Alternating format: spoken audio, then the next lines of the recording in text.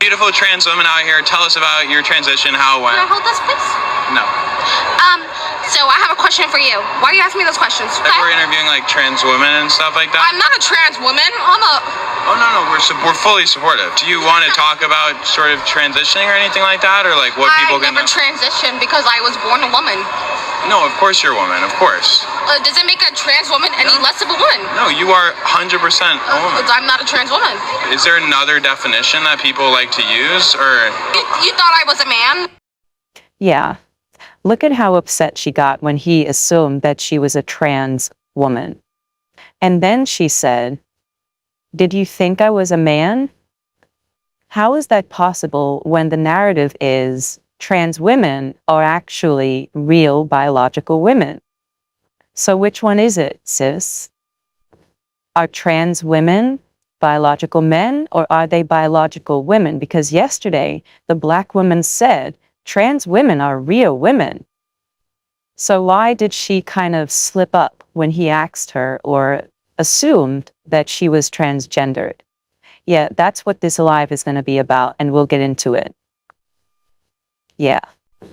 Yeah, so we're going to talk about fear today, and I want for all Black women to kind of listen to this, because one of the things that society doesn't lend you is the gift of fear. You in particular are not supposed to be scared of anything, especially when an ideology presents itself and challenges your reality. You are told to not fear that and to instead embrace it. So you can't even verbalize your fear because you are constricted from doing so. And this is why you are so scared, because you do not want to lose friends. You don't want to lose community. You don't want to lose people who you believed were your allies, who really were not your allies, but were using you because of your own marginalization. But we're going to get into it, and it's going to be good. Yeah. You embrace trans ideology because you were bullied into dropping all of your boundaries. And this is what the male did. You embrace trans ideology because you as a Black woman were bullied into dropping all of your boundaries. And this is what the male did. You are not an ally. You are petrified. Again, you are not an ally. You are petrified and you are bullied. You are bullied into adopting a way of thinking that you historically know nothing about. You, the Black woman, are without real community, and there is no one to trust, and this is the true reality of the Black, liberal, intersectional feminist. You lack boundaries because you were told, as the most marginalized group, that you should have none. You were told that you should have no boundaries. So, you accepted everyone to be essentially embraced by no one. You were used, though. Your brilliance was used, your economic power was used, and then you were discarded. And because of how you were treated, you embraced more, loved harder, and sacrificed yourself for people who didn't even deserve it. Intersectional feminism was to include you because you were treated poorly by the white feminist who didn't even acknowledge you because of her racism.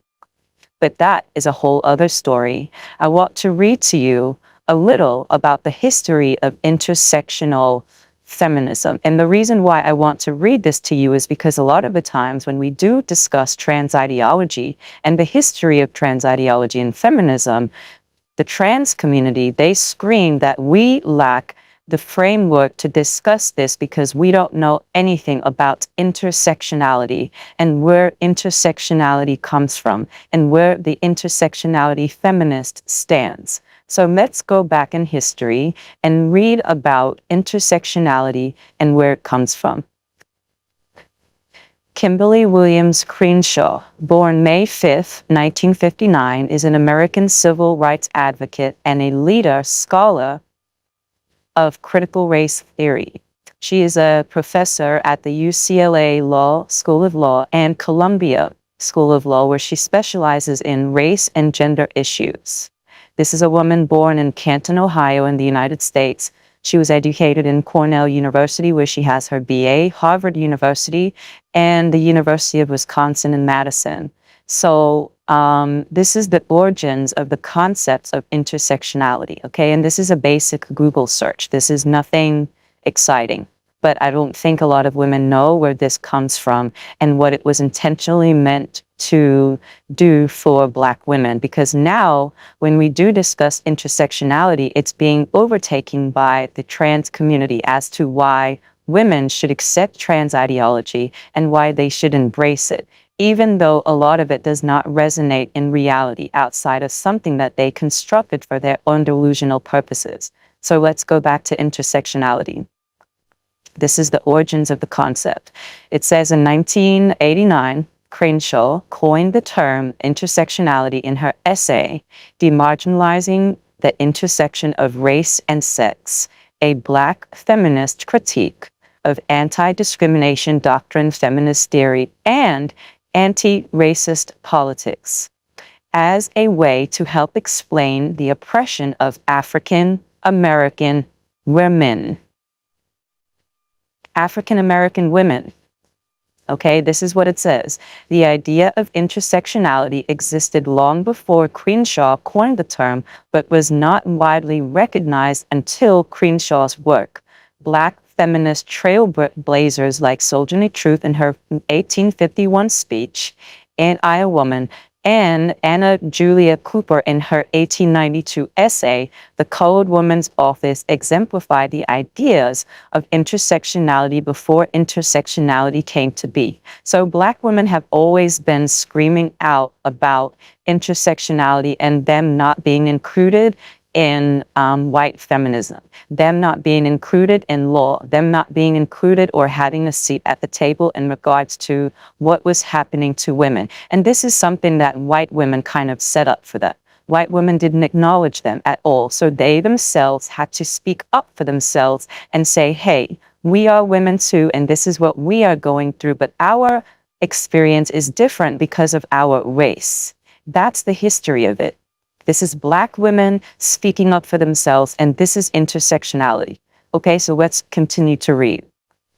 It says Crenshaw's inspiration for the theory started while she was in college at Cornell University, where she realized that the gender aspect of race was extremely underdeveloped. Now, at this time, gender meant sex. Now it's totally different. Now, gender doesn't actually mean your sex. Now you can have the sexual biological makeup of a male and claim that your gender is a woman. This is not what Crenshaw had in mind when she wrote her paper.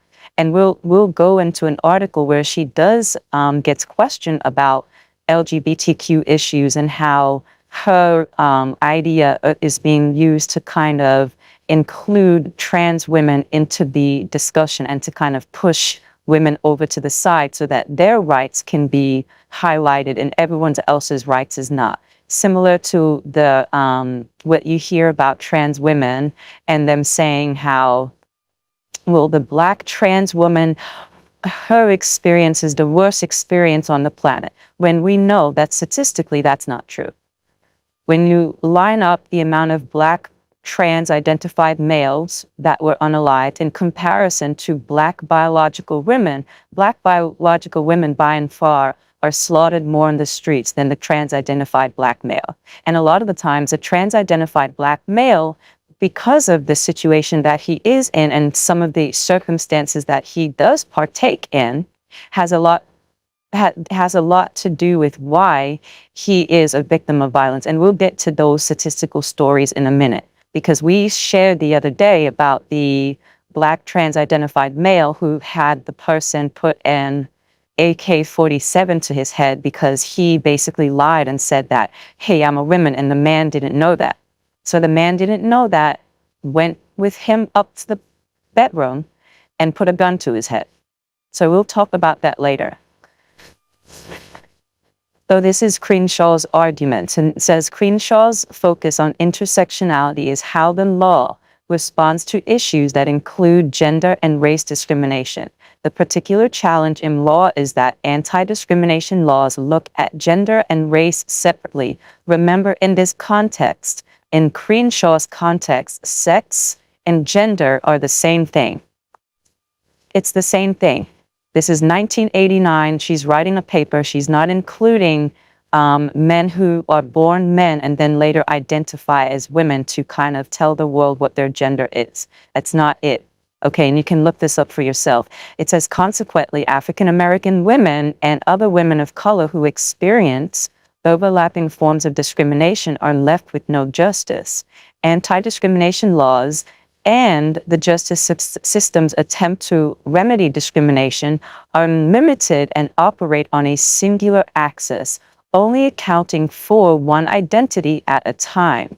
A complete and understandable definition has not been written in the law. Therefore, when the issues of intersectionality are presented in a court of law, if one form of discrimination cannot be proved without the other, then there is no law broken. The law defines discrimination as unfair treatment based on a certain identity.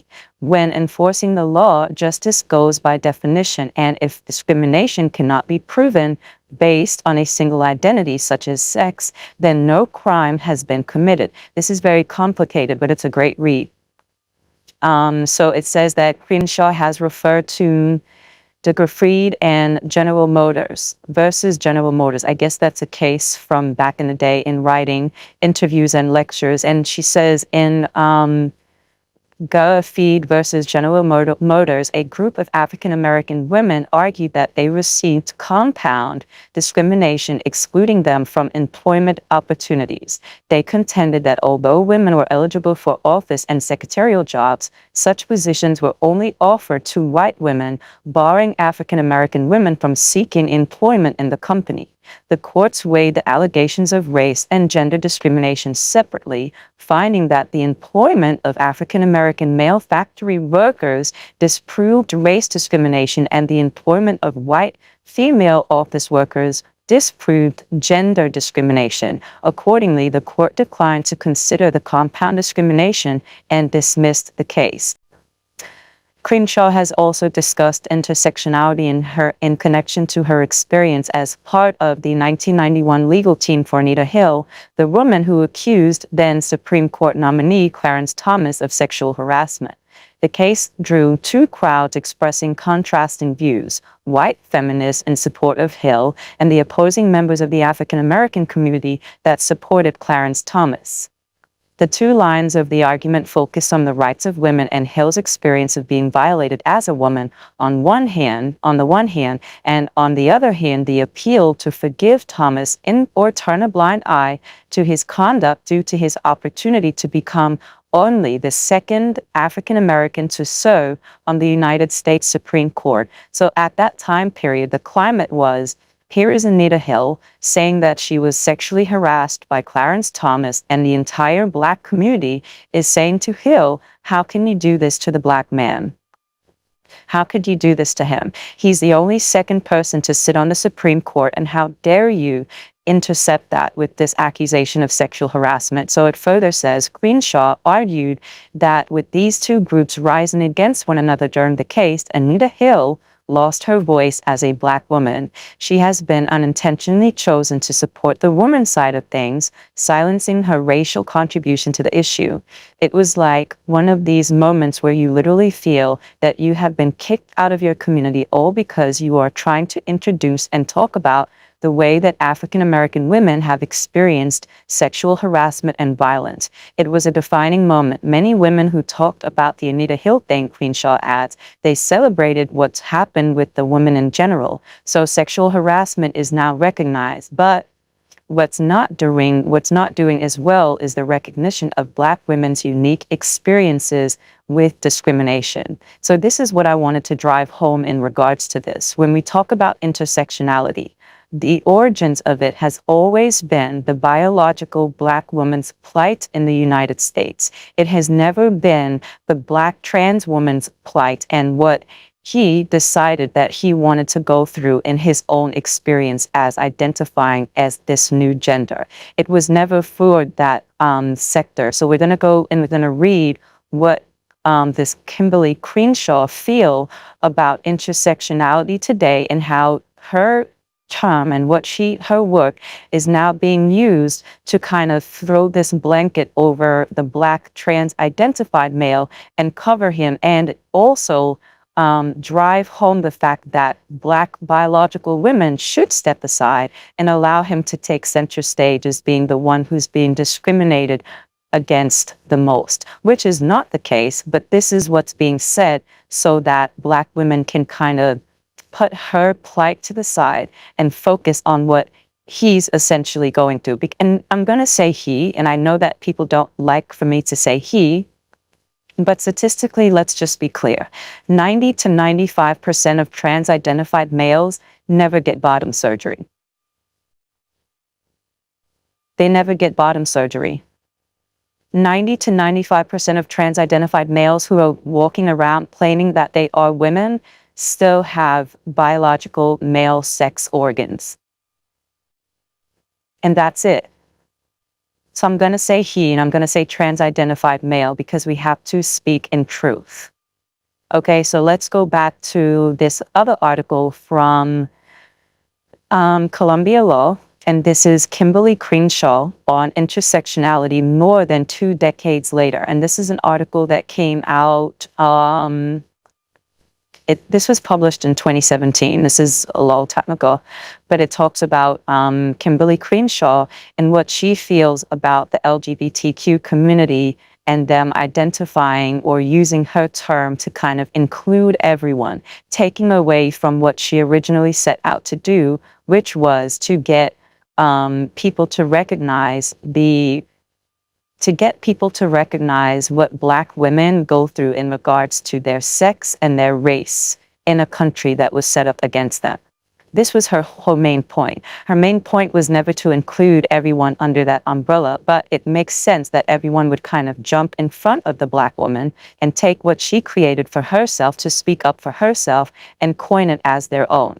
It's very convenient. So when we talk about Black women and her accepting everyone, this is the reason why. She is bullied to do so. Even when the thing happened with Clarence Thomas, Anita Hill was bullied almost into silence. She didn't even want to speak up about being sexually harassed because, again, the Black community turned their backs on her and they claimed, how could she do this to the Black man? She's trying to destroy the Black man, and that is always the narrative. In the Black community, Black royalty, Black allegiance is always centered around the male and keeping hold of the male and holding him up and focusing only on him. It's his worship that means more than anything in the Black community. And we see this all the time.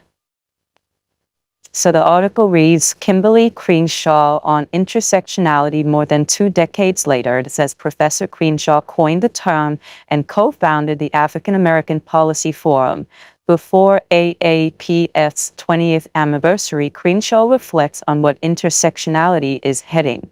28 years ago, Kimberlé Crenshaw coined the term intersectionality in a paper as a way to help explain the oppression of African American women.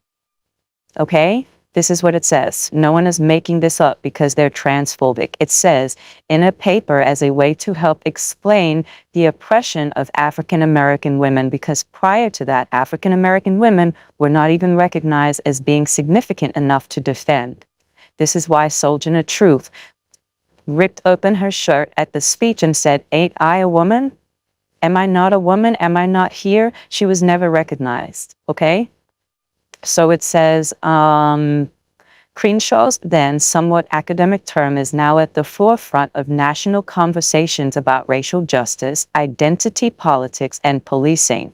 And over the years has helped shape legal discussions. A leading thinker and scholar in the field of critical race theory, Crenshaw, a professor at Columbia Law School, directs the Center for Intersectionality and Social Policy Studies and is a co-founder of the African American Policy Forum, a think tank both based on campus. On June 10th, AAPF celebrates its 20th anniversary with a gala honoring U.S. Representative Keith Ellison, MSNBC journalist Joy Ann Reid, performance artist Eve Esler, and scholar Barbara Smith. And it says a few days before the event, Crenshaw spoke about where she sees intersectionality research and her own ongoing work as a scholar and advocate. And it also says, here's the first question. You originally coined the term intersectionality to describe bias and violence against Black women, but it's becoming more widely used for LGBTQ issues, among others. Is that a misunderstanding of intersectionality? And of course, we know that Crenshaw has to be very careful here, because what we've seen with most recent radical feminists is that a lot of them are bullied into accepting gender politics and gender identity and this new speak of women not really existing, and that anyone can just call themselves a woman and it be accepted as so. A lot of these feminists, well, from back in the day, from what I've seen, a lot of them folded under pressure because of the climate of the time. And that makes sense, because if regular women are scared to speak out against trans ideology, imagine being feminist who actually has a spotlight in society and is known for her work. She's never going to speak out against it because, again, that's her career. So we have to read these articles in the same way we would see how most women are behaving right now in regards to this topic. Many women are scared to speak out or to even question gender identity and gender politics. They don't want to. And the reason why they don't want to is because they're bullied into accepting whatever ideology is new on the board, and they have to do that. And this is what we're seeing. So we have to keep that in mind when we are reading these articles and how we see certain radical feminists kind of change up. They don't change up because I think they no longer have the same feelings that they have towards feminist thought. They change up because of fear. They don't want to be canceled. They don't want to be doxxed. They don't want to lose their jobs. They don't want to be endorsed. And this is how we've seen males behave. When you do not do what the male says to do, he behaves as male. He will bully, he will harass, he will stalk, he will dox, he will do all of those things to kind of keep women who oppose what he's saying silent. And it says, I will reread the question. It says, you originally coined the term intersectionality to describe bias and violence against Black women, but it's become more widely used for LGBTQ issues, among others. Is that a misunderstanding of intersectionality?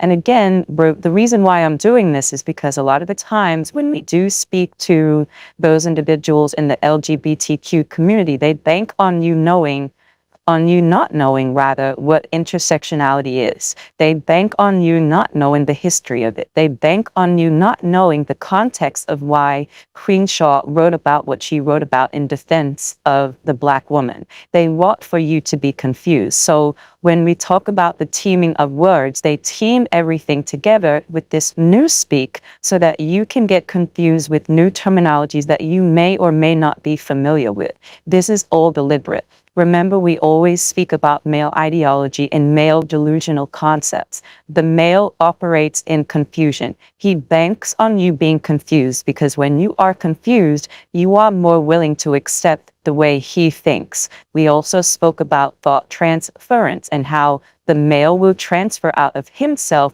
how he wants for you to think about your situation. So, of course, it makes sense that the trans-identified male will tell you, a person who survived girlhood into womanhood, that you are not a woman. He is a woman. You are not. And the reason why you are not a woman is because of this theory, that theory, this theory, and those things you may not or may not be familiar with. And it's not because you're dumb. It's because we say this all the time. Women in society do the heavy lifting in society. Men do the heavy thinking because they have the time, privilege to do so. The male has the time to sit down and think because he's not raising children. He's not keeping house. Sometimes he's not even working. Right? And this is the reason why he has the ability to have all the time in the world to think about ways to confuse you for you to conform to what he wants for you to conform. We've seen this in religion. We've seen this in the concepts of spirituality. And now we're seeing it in trans ideology. Okay, because we could even speak about John Money and him being a married man and not paying any attention to his wife at the time. There he is, molesting small boys, and his poor wife is not getting the attention she needs. This is why he, eventually divorced, but that's another story. So this is Crenshaw's answer to the question. It says, this is Crenshaw's words now, intersectionality is a lens through which you can see where power comes and collides, where it is interlocked and intersects. It's not simply that there's a race problem here, a gender problem here, and a class or LGBTQ problem there. Many times that framework erases what happens to people who are subject to all of these things. Some people look to intersectionality as a grand theory of everything, but that's not my intention. I'm going to read that again, because I know there's going to be a feminist in the comment section saying, well, she doesn't really know what she's talking about because she's transphobic. She doesn't have the intersectionality. This is the woman who coined the term intersectionality in her paper in 1989 or 1986. I got to go back and see.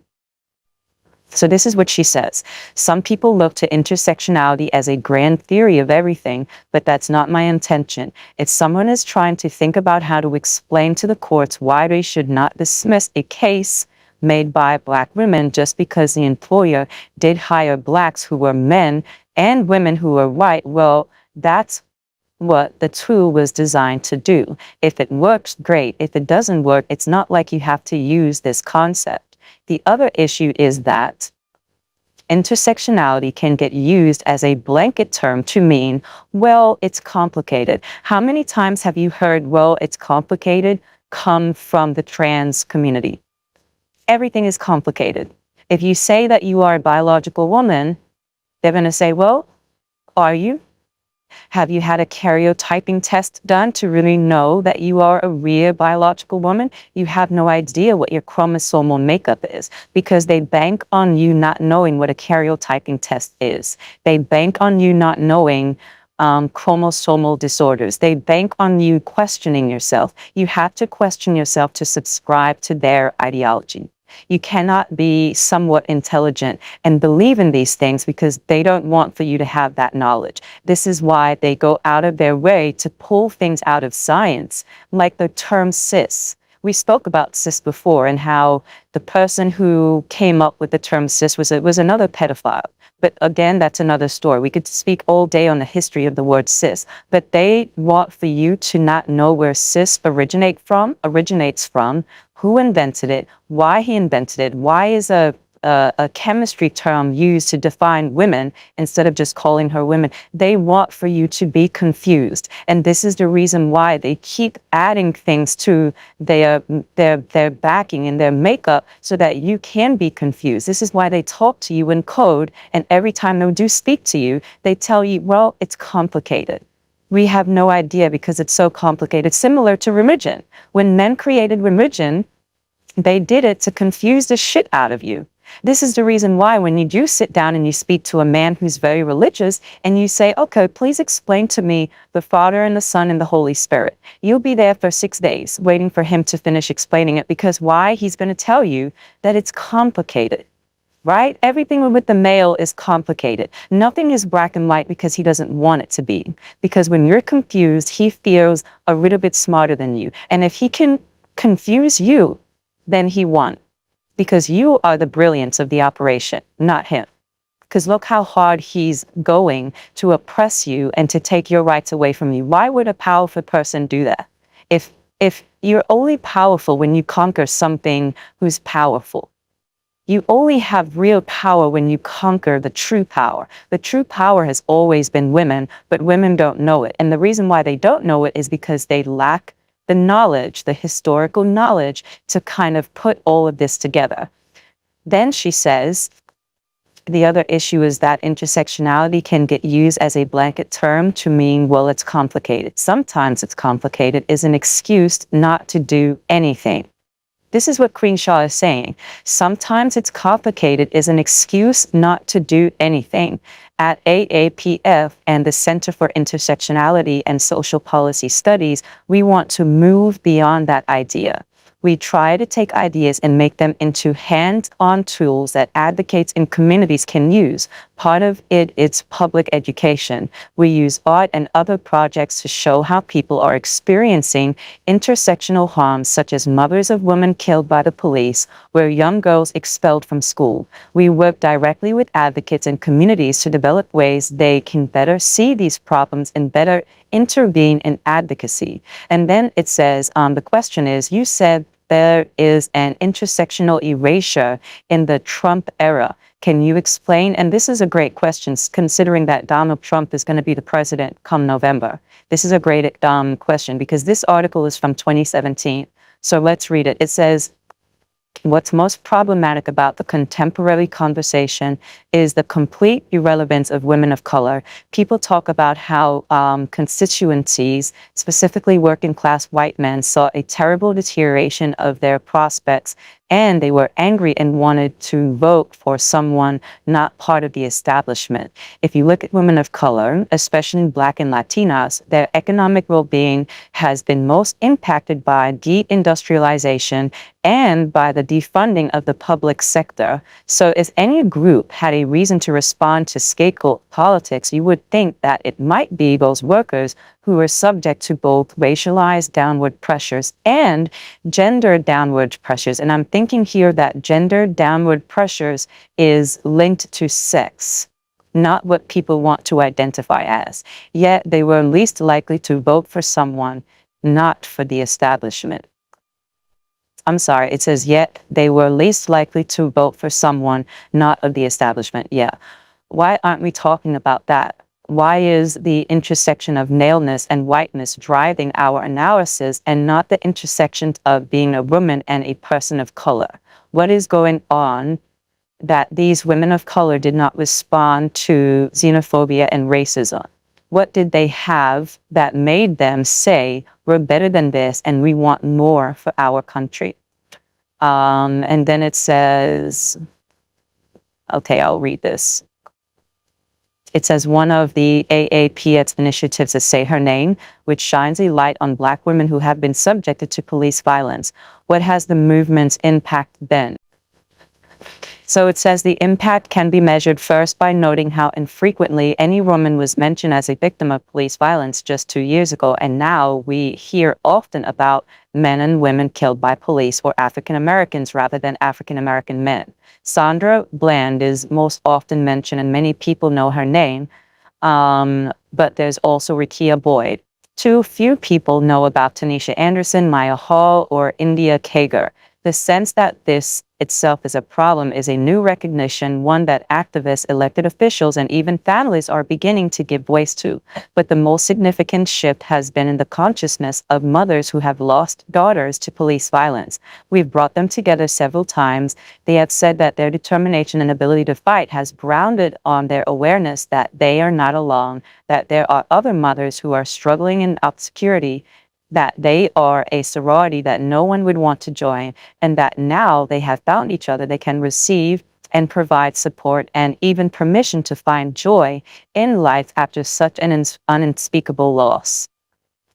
Yeah, to find joy in life after such an unspeakable loss. And if you are in YouTube land, please hit the like button. Please click the subscribe button. Please also share the live. And if you are in TikTok land right now, please double tap the screen, share the live, and engage with the live. Comment, curse us out, do whatever you want to do. Just engage to help us out with the algorithm. So there we have it. We've read about intersectionality and what Kimberlé Crenshaw set out to do. And it was never to include this blanket term to kind of house LGBTQ issues. The term was essentially to kind of give women of color the voice that they needed to be recognized in a society that deemed them invisible. So I wanted to also read something that I wrote about Black women and their fear of the trans community and LGBTQ issues, and how, for the most part, we have become this population that lives in fear. And you live in fear despite having reservations about accepting terminologies and ideas. So it says, you are not an ally, you are afraid. You are not an ally, you are afraid. again, you are not an ally, you are afraid. And like the rest of us, this is what we need to kind of talk about. And I think Black women are scared to talk about it because they feel that if they do speak about it, if they do say how they feel in regards to transgendered ideology, they will be ostracized from a community that they don't want to be ostracized from. Right? And this is what we're seeing. I also wanted to read this from it says in her 2016 TED Talk and keynote speech, she discussed a key challenge women of color face. It says police brutality. She highlighted the Say Her Name campaign aimed at uplifting the stories of Black women killed by police. The focus on the victimization of Black women in the Say Her Name movement is dependent on the theory of intersectionality, which Crenshaw describes. It's like a lazy Susan. And then it says, in recent years, Crenshaw has spoken out against misinterpretations of intersectionality, saying that some have wrongly characterized it as a blanket term for complicated problems, identity politics on steroids, or a mechanism to turn white men into new pariahs.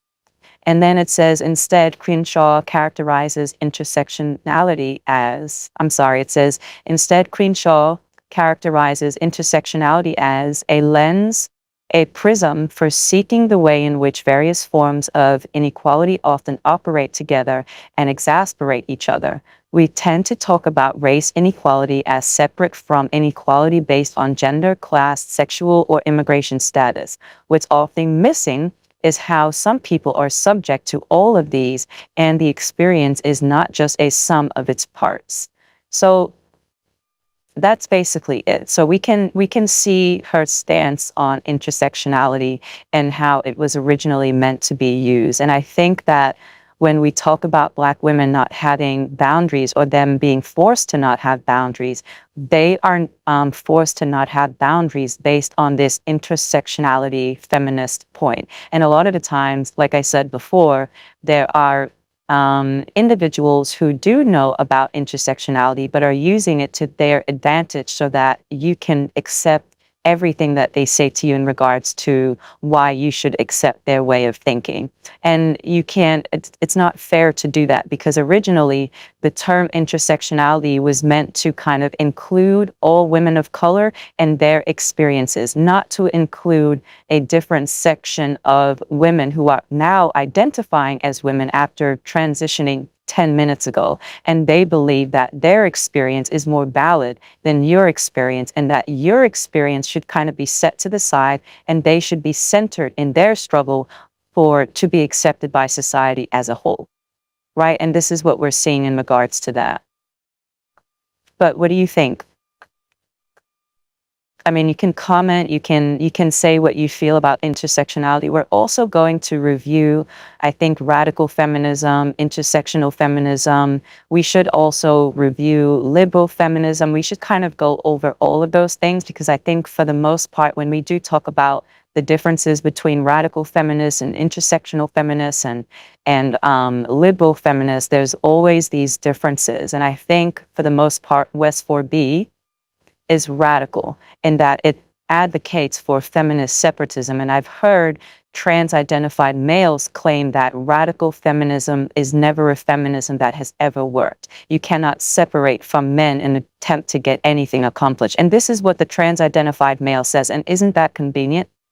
It is convenient for him to think that way. He's always going to say women shouldn't separate from men. They should work together with men so that change can be done. And that sounds wonderful, but women have been attempting to work with men for 12,000 years and nothing has changed. If anything, it's gotten worse for women. Women have bent over backwards trying to include the male. And especially in the Black community, we see that all the time. The Black male is held up on the shoulders of Black women. So no one can ever say that Black women have not tried to work with Black men. No, they have. And it's to their downfall, right? It's to their downfall, because no matter how big of a cape that she puts on, the Black community still blames her for everything. So when we talk about feminist separatism and radical feminism, this is what we're talking about. The liberal feminist wants you to include everyone. The radical feminist says, nah, We've done enough including, and let's stop right now to see what we can do on our own to elevate girls so that they are not subjected to prison. Prison in meaning aligning themselves with the male. Children, marriage, sex, dating, those things imprison women to the male. And this is something that we want to prevent so that all girls can have the same freedoms that radical feminists have when they are not attached to the male in any way, shape, or form.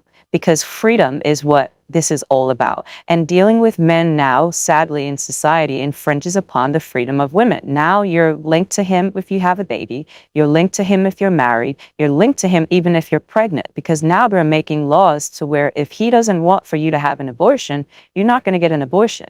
And they're even making it so that he can tattletale on you and get you prosecuted for leaving this state and getting a procedure done. And this is for a child that he probably doesn't even want, but he wants to stick it to you. And this is the issue here. It's about freedom. And yeah, that's it for the most part. But we're going to go back and do some more reading.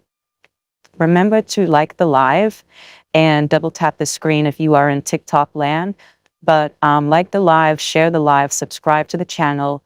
I think I'm being shadow banned on YouTube, but I'm not sure. A lot of people are messaging me that they subscribed to my channel and then they went back to check a video and they were unsubscribed. That's happening in YouTube land, and that's wonderful. I think that's great because it means someone is listening. Someone is listening to the content and someone's not liking it, so I'm on the right path. And I'm proud of that. So if you do see that you're not subscribed after subscribing, just subscribe again and share the live. So this other point reads, it says, you are not an ally, you are afraid. You are not an ally, you are afraid. Again, you are not an ally, you are afraid, like the rest of us, of the transgender cult and their tactics used to silence women. You are not an ally, you are scared, and this is a historical fact. Women have lived in fear of men since the dawn of time, and them conforming to the male and his desires is proof of that fact.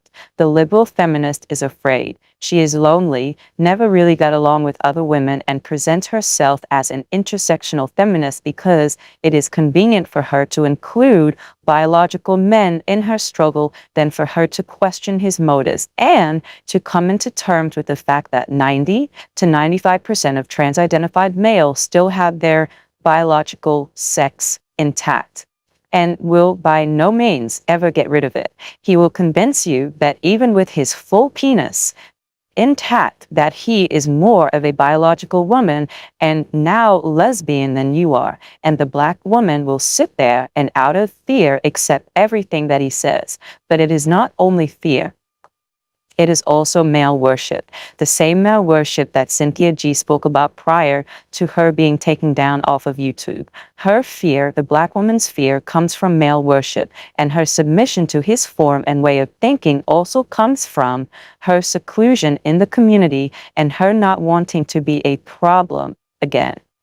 After years of societal abuse, who can blame Black women for how wide open her arms are? She is the quintessential mammy, and everyone can sit in her lap and find their own little bit of solace. We have seen for the past 30 to 40 years her identity and her colloquialisms and her brilliance be robbed from her and put on the back of some gay white man. He rolled his neck, clicked his fingernails, and spoke as if he was from the hood. And this mockery of her made him very famous. It also made him very wealthy, because while he copied her, he was very sure to never give her, the Black woman he stole from, full credit for shit. Did she make a big deal about this mockery? Of course not. She has never made a big deal on how she was treated. She laughed along with the men who mocked her and accepted him as one of her sisters. He will steadily support her from behind closed doors. He will take notes on everything that she's doing. He will take notes on her entire life down to the T, but will never hold her up in public. Further still, he will also perpetuate every negative stereotype that has already been said about her about the Black woman. Does she see this? Does she do anything about this? Never. She further opens her arm wide to accept. You are not an ally. You are scared.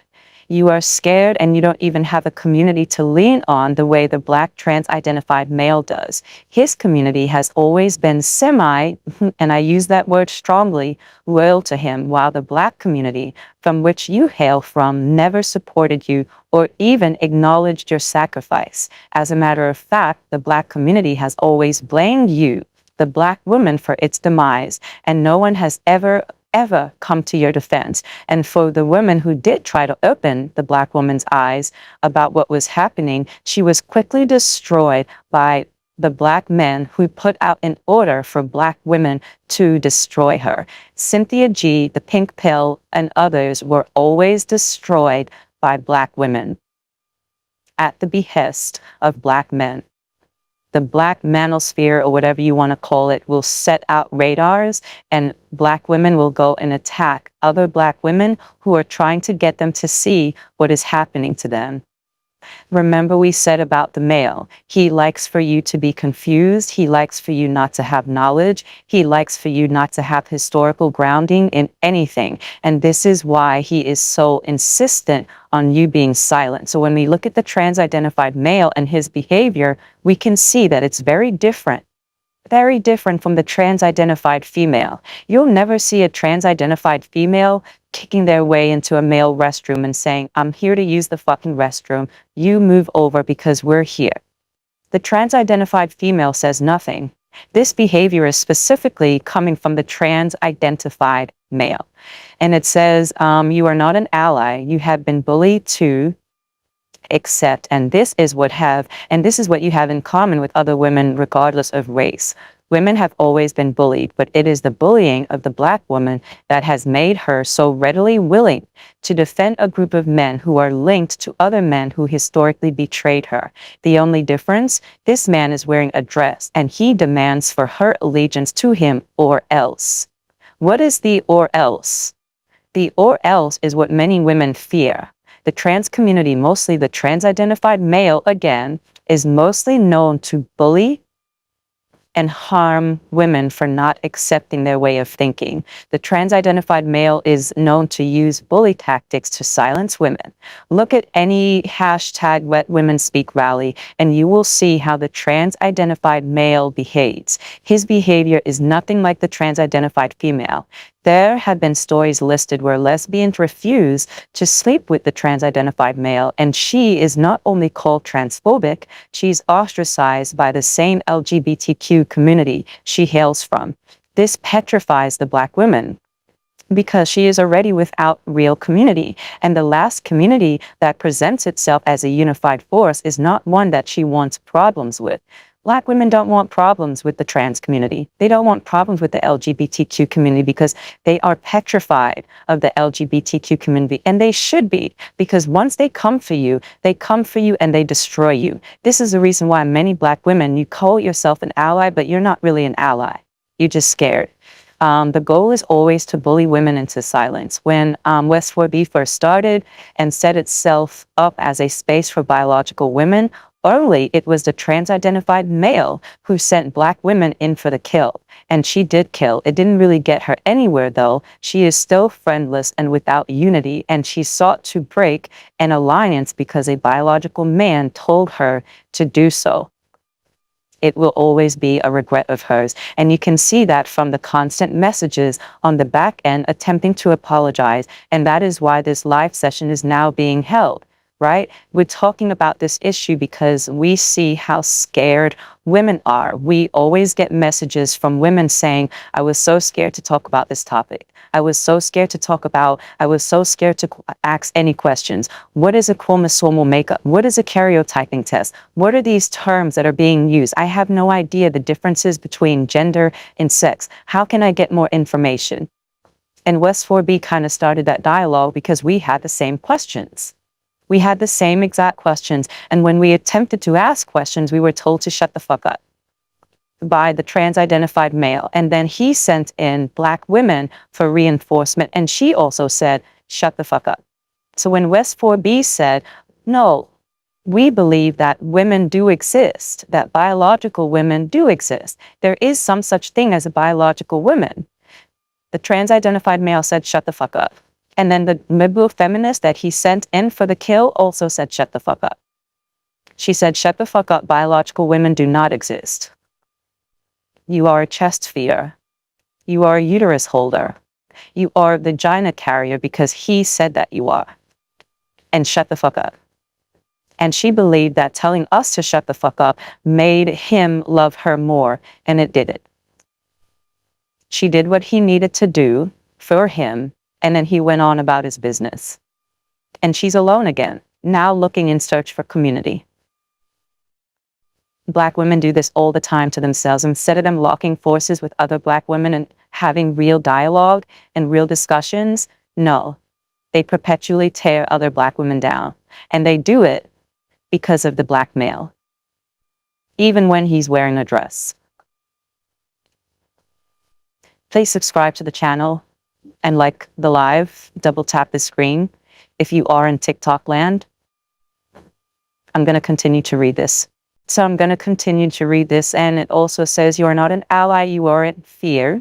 You are all in fear, and when the smoke dies down, now you are able to think about what the original problem was. The trans-identified male's primary goal is to exist in this world as what he believes is a woman.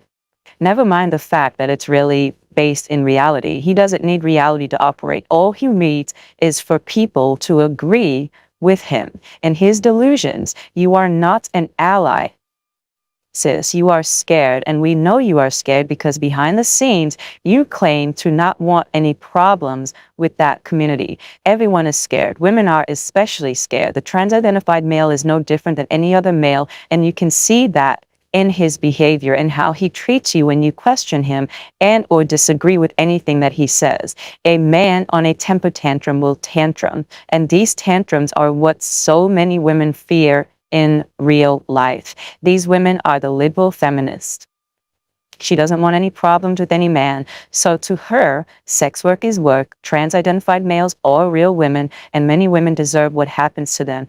This is the liberal feminist and her mindset. The reason why this dynamic is so raw is because you get to see firsthand how the Black trans-identified male will triangulate any relationship that he gets into with other biological women, especially Black women. He already knows firsthand how volatile the relationship is with Black women. He knows what to say and how to pit them against each other. This is easy. He only has to present himself as the true victim in any scenario, and he can always bank on a Black woman donning a cape and coming to his rescue. He can almost set his fucking watch to it. And he does, because it works every time. He does this every single time he sees that there is unity. He has to come in and separate that. He even had Black women actually believe. This is a belief now, because this has been said to a lot of women on different panels, that the Black trans-identified male has the hardest existence on the entire planet.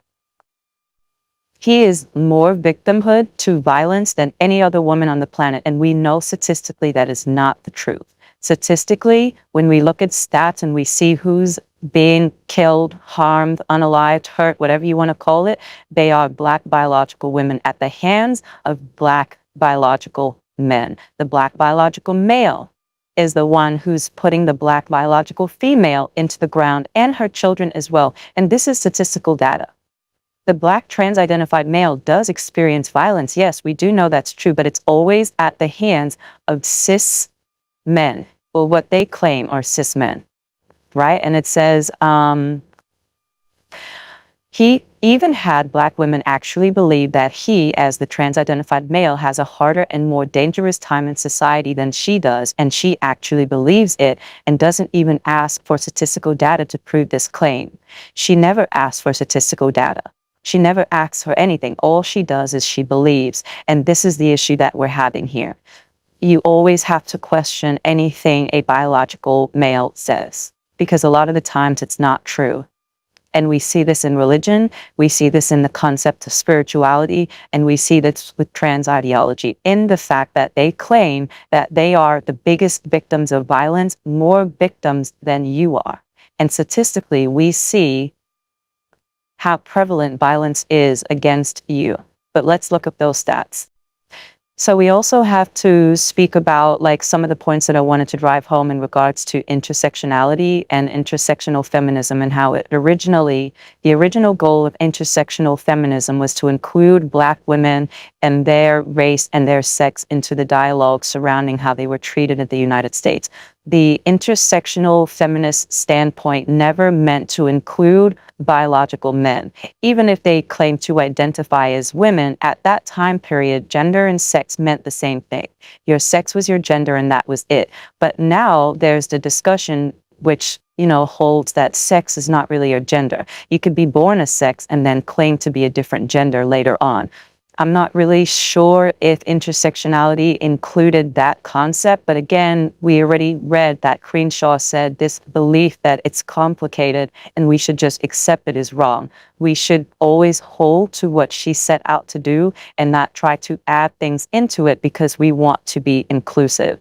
A lot of the times when we look to include everyone, we rid ourselves of the original message, similar to 4B, right?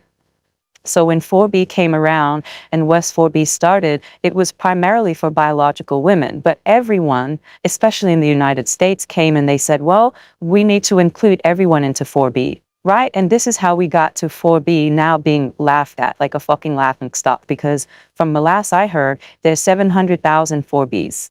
There's the 4B for married women. There's the 4B for children. There's the 4B for people who love cats. There's the 4B for men. There's the 4B for gay men. There's the 4B for trans women. So we see what inclusion does to movement, similar to the Black Lives Matter movement. When the Black Lives Matter movement happened, so many people were upset that people were calling attention to Black lives being harmed by the police. So what did they attempt to do? They attempted to include themselves in that dialogue by claiming that all lives matter.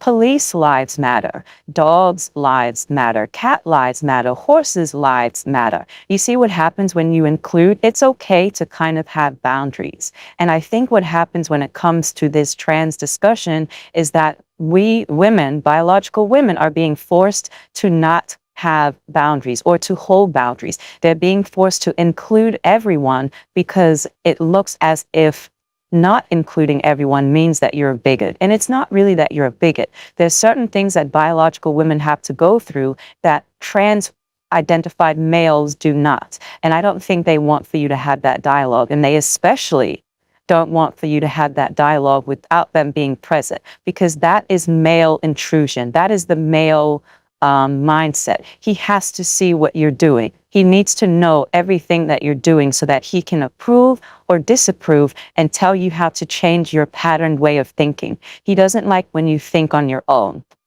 So when we do talk about religion, he doesn't like the fact that you make it seem like God is a bad thing, because again, we know that men love God. Men love God, they love the spirit, they love the unseen, they love everything that's in the sky that we can't really touch. This is where they exist. And we spoke previously also about how a lot of males believe that delusions also will harden into a fact. And this is the reason why they're so persistent in telling you that you are not a woman. You're not a real woman. They are the actual women, and that you should respect them. You should include them in all of your dialogue, and you do not have a right to have a space for yourself. And how dare you think that you should have a space for yourself? You are a Black woman. You're not supposed to have anything of your own, because again, you are the one who has to accept us. And we said this before, that once the Black woman decides to co-sign on any marginalized group, she gives them like the green check to kind of flex on society. Because society will say, look, the Black woman accepts us, so you therefore have to, because no one is more oppressed than she is. And she's accepting us, why can't you? That's the message. And I think we need to talk more about that, and we need to talk about how it's okay for women to kind of have things for themselves. It's okay for women to set up space for themselves. It's okay for biological women to want to share space with other biological women. And I think we're being bullied into not thinking this way because of male privilege. And instead of people seeing this as a man's rights movement, because that's what the trans movement is. This is a man's rights movement. And the reason why I call the trans movement a man's rights movement is because you don't really see anyone advocating for the trans-identified female. The trans male is quiet. No one is advocating for her. She's not trying to kick her way into male sports, kick her way into being included in male spaces. He just doesn't give a shit. So it's the other way around. And girls and women are suffering because girls and women are being told how to think about their material reality. And that is wrong. And instead of people recognize it as being wrong, they say that the person who is saying these things is a bigot, when in actuality, you're not a bigot if you want to share space with other biological women. You're not a bigot if you want to discuss what's happening to you in regards to your bodily autonomy. You are not a bigot if you name or list out biological, factual reality. Trans-identified males are biological men. First, their chromosomal makeup, their DNA, biological male. So to kind of say that they are biological females and that we should include them because intersectionality matters, intersectionality meant for women of color. It never meant to include a biological male in that dialogue. And we read that earlier with Crenshaw. So this is where we are in regards to that. And I just wanted to talk about that and to get to kind of give Black women the microphone to kind of speak on what's happening, because I think the reason why Black women don't speak about what's happening is because many of them are scared. They're in fear. They don't want to get doxxed. They don't want to get read, because you know the Black identified, trans-identified male loves to read a bitch, right? That's his thing. He loves to serve and read you and up and down you. And what do they call it? Read you to filth. And the first thing that he does attack is, of course, your appearance. And I've even heard trans-identified males say, how dare a Black woman gatekeep womanhood and periods? She wasn't even considered a woman when she was a slave. This is what I've heard. So we have to get back to wanting to hold space for Black biological women and for the world being okay with that. It's okay for Black women to kind of have space for themselves. And I'm going to keep saying that. It's okay for women of all races to kind of want to keep and hold space with other women. And back to 4B and how now 4B in the United States kind of looks like a joke. And the reason why it looks like a joke is because of the liberal feminists, her intrusion into the 4B discussion. Because now the people who are talking about 4B are not actually 4B. Many of them are married. A lot of them are married. A lot of them are dating men. A lot of them are pregnant right now with children. A lot of them are having sex with men. But here they are speaking on 4B, and 4B says to separate. And they don't like this separation. And the reason why they don't like this separation is because I think that they don't want to be alone with the male. Because if women are saying that they're going to separate from men and you love men, then you should be happy at a movement like 4B. Why aren't you thrilled? Yeah, you're not thrilled because you don't want to be alone with him. Because being alone with him means that you will be subjected to his behavior and you won't have anyone to vent to when he fucks up. Because men will fuck up. Women will too, but men will fuck up. And the liberal feminist, her main point in life is to deal with the male and then complain to women about the male, and these women that she complains to choose not to deal with that. But she needs for you to stick around because she needs that company. And we see that with the liberal feminists. Any woman that deals with a man needs friendships with other women who don't deal with men, because she needs a place to kind of vent. Whether that be social media, whether that be her girlfriend groups, she needs a place to kind of complain and to let her hair down. She's also looking for a soft landing for when that relationship ends. So she needs to have or build relationships with radical feminists who don't deal with men at all. Yeah, don't deal with men at all. So even though she'll scream to the mountaintops that men should be included in how much she loves men, she's miserable next to the male. And we know that she's miserable because she complains all the time about existence with him. We see this all the time. We see sex workers complaining. We see married women complaining. We see women in relationships complaining. What are they all complaining about? They're all complaining about life with the male. And so when the radical feminist comes along and she says to separate from the male, she can't fathom doing that. And the reason why she can't fathom doing that is because she's been conditioned to believe that there is no life if a male is not involved. And that's the difference between the radical feminist and the liberal feminist. The liberal feminist will shoot herself in the foot and in the hip and in the shoulder every single time because of the male. So she's desperate to include him because she believes that he can be an ally. And we've seen for 12,000 years that he was never an ally. His allyship is based on her service to him. So yeah, let's pretend that the male can be an ally to women who are feminists. His version of feminism is take your clothes off for this money, bend over for this cash, include me in your personal spaces because I say so. That is his allyship. His allyship is only to benefit him. It's never to benefit other women. And instead of liberal feminists kind of swallowing this pill, they're trying to bend men and change men so that these males can operate like women, and it'll never happen. It'll never happen. The work that liberal feminists are trying to do to kind of educate men, to kind of have them turn into the woman that she wants to be in close proximity with, will never come to play. Because the male will be the male will be the male. And his allegiance to women has to do with her service to him. How can he get off? How can he pay to subjugate her? How fast can she get naked in front of him? What can he do to manipulate her thinking so that she questions her existence on a constant basis? And we see this all the time, even with so-called trans-identified males who claim to be radical feminists. They're only radical feminists when it comes to who they want to sleep with. So a radical trans-identified male will say, you are not a real lesbian because you won't sleep with me as a biological man. And shame on you for being transphobic. I identify as a woman, even though I have my penis and my balls. I still need for you to sleep with me and acknowledge me, because if you don't, you're a bigot. And that is the message that women are getting. That is the message that the liberal feminist is getting.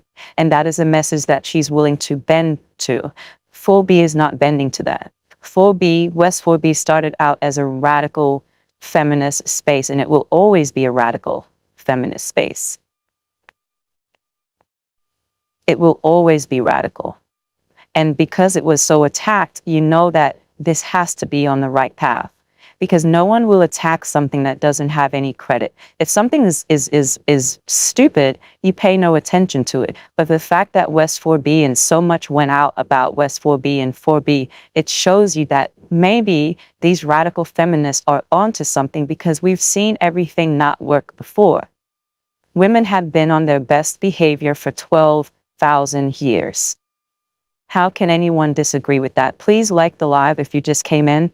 Please subscribe to the channel. If you are in TikTok land, please double tap the screen. But yeah, women have been on their best behavior for 12,000 years. They've done everything that they were supposed to do.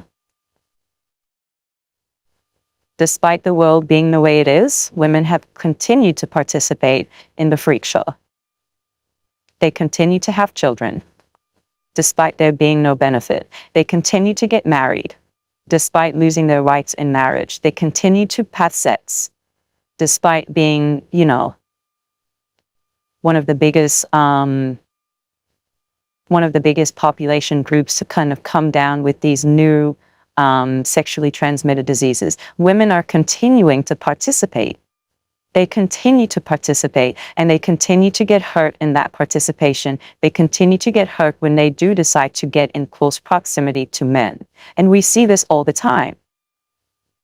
And I don't know if women are hard-headed or if women, well, I don't think that they're hard-headed. I believe what I always said before. Women have been conditioned to believe that they're magical, and they are conditioned to believe that their magic can change the man, and how this man treated one woman is not going to be the way he will treat me. So therefore, she believes that she's special.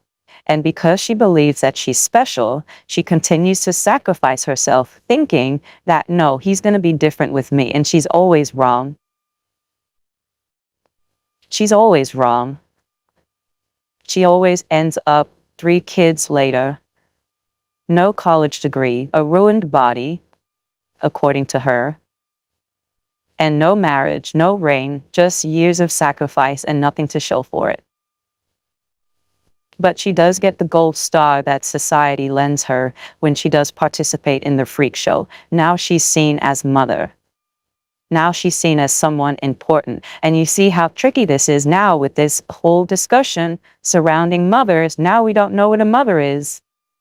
So even with male ideology, he's trying to rob her of that. The one title that she thought she had, the male ideology sweeps in and say, well, are you really a mother? Are you really a woman? What are you? We have no idea.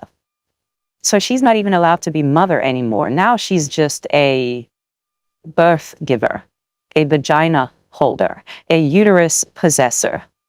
This is what she's being reduced to, and she continues to participate in it because she wants to be progressive. And remember, we said from the Whose Body Is It podcast, where the woman said, don't be so open-minded that your fucking brain falls out. And this is what's happening. Our brains are falling out, and we're being told how to think again. And what we see when it comes to male ideology is how fast it's implemented in patriarchal law. So when we say that men go hand in hand with one another, this is what we're talking about. When it comes to men, they will all link forces to kind of make sure that women steadily stay under his heel. All of a sudden, in the matter of minutes, trans women, trans-identified males can sit in your prisons, they can sit in your bathrooms, they can do whatever they want, they can identify as you. You, for the most part, are kind of shoved aside. What you want is shoved aside, and you are told how to think. And it's so odd that the trans-identified male would look to patriarchy to kind of solidify his existence in law. Because now he can say, look, on my birth certificate, it says female. When have you ever heard of a point in time in history that birth certificates were ever able to be amended? I used to think that those documents were kind of untouched documents, like they couldn't ever be touched or amended. But now, patriarchy, the white male, has put out there that, no, you can change your birth certificate. You can change your race on your birth certificate. You can change your age on your birth certificate, because I heard of a case coming out of Europe of a man who wants to, instead of being 64 years old, he wants to be 44 years old because his girlfriend is about 30. And he doesn't like the fact that his age on his birth certificate doesn't match how he feels on the inside. So all of this is male feelings. And women are participating in the bullshit. And you can't really get mad at women. You just have to sit back in awe and watch all of this happening. It's like the biggest episode of The Twilight Zone, because women are actually participating in it. So when have you ever seen documents able to get amended that fast? Passports, driver's license, birth certificates. Look at how supportive patriarchy is to the trans-identified male and this ideology.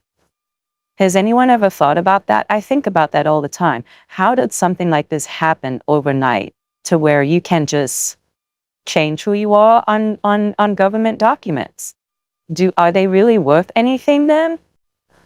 And why are trans-identified males so obsessed with having patriarchy affirm their gender legally? I thought they, as women, hated patriarchy, quote-unquote women, but they will use other men to affirm them in law to have access to your space.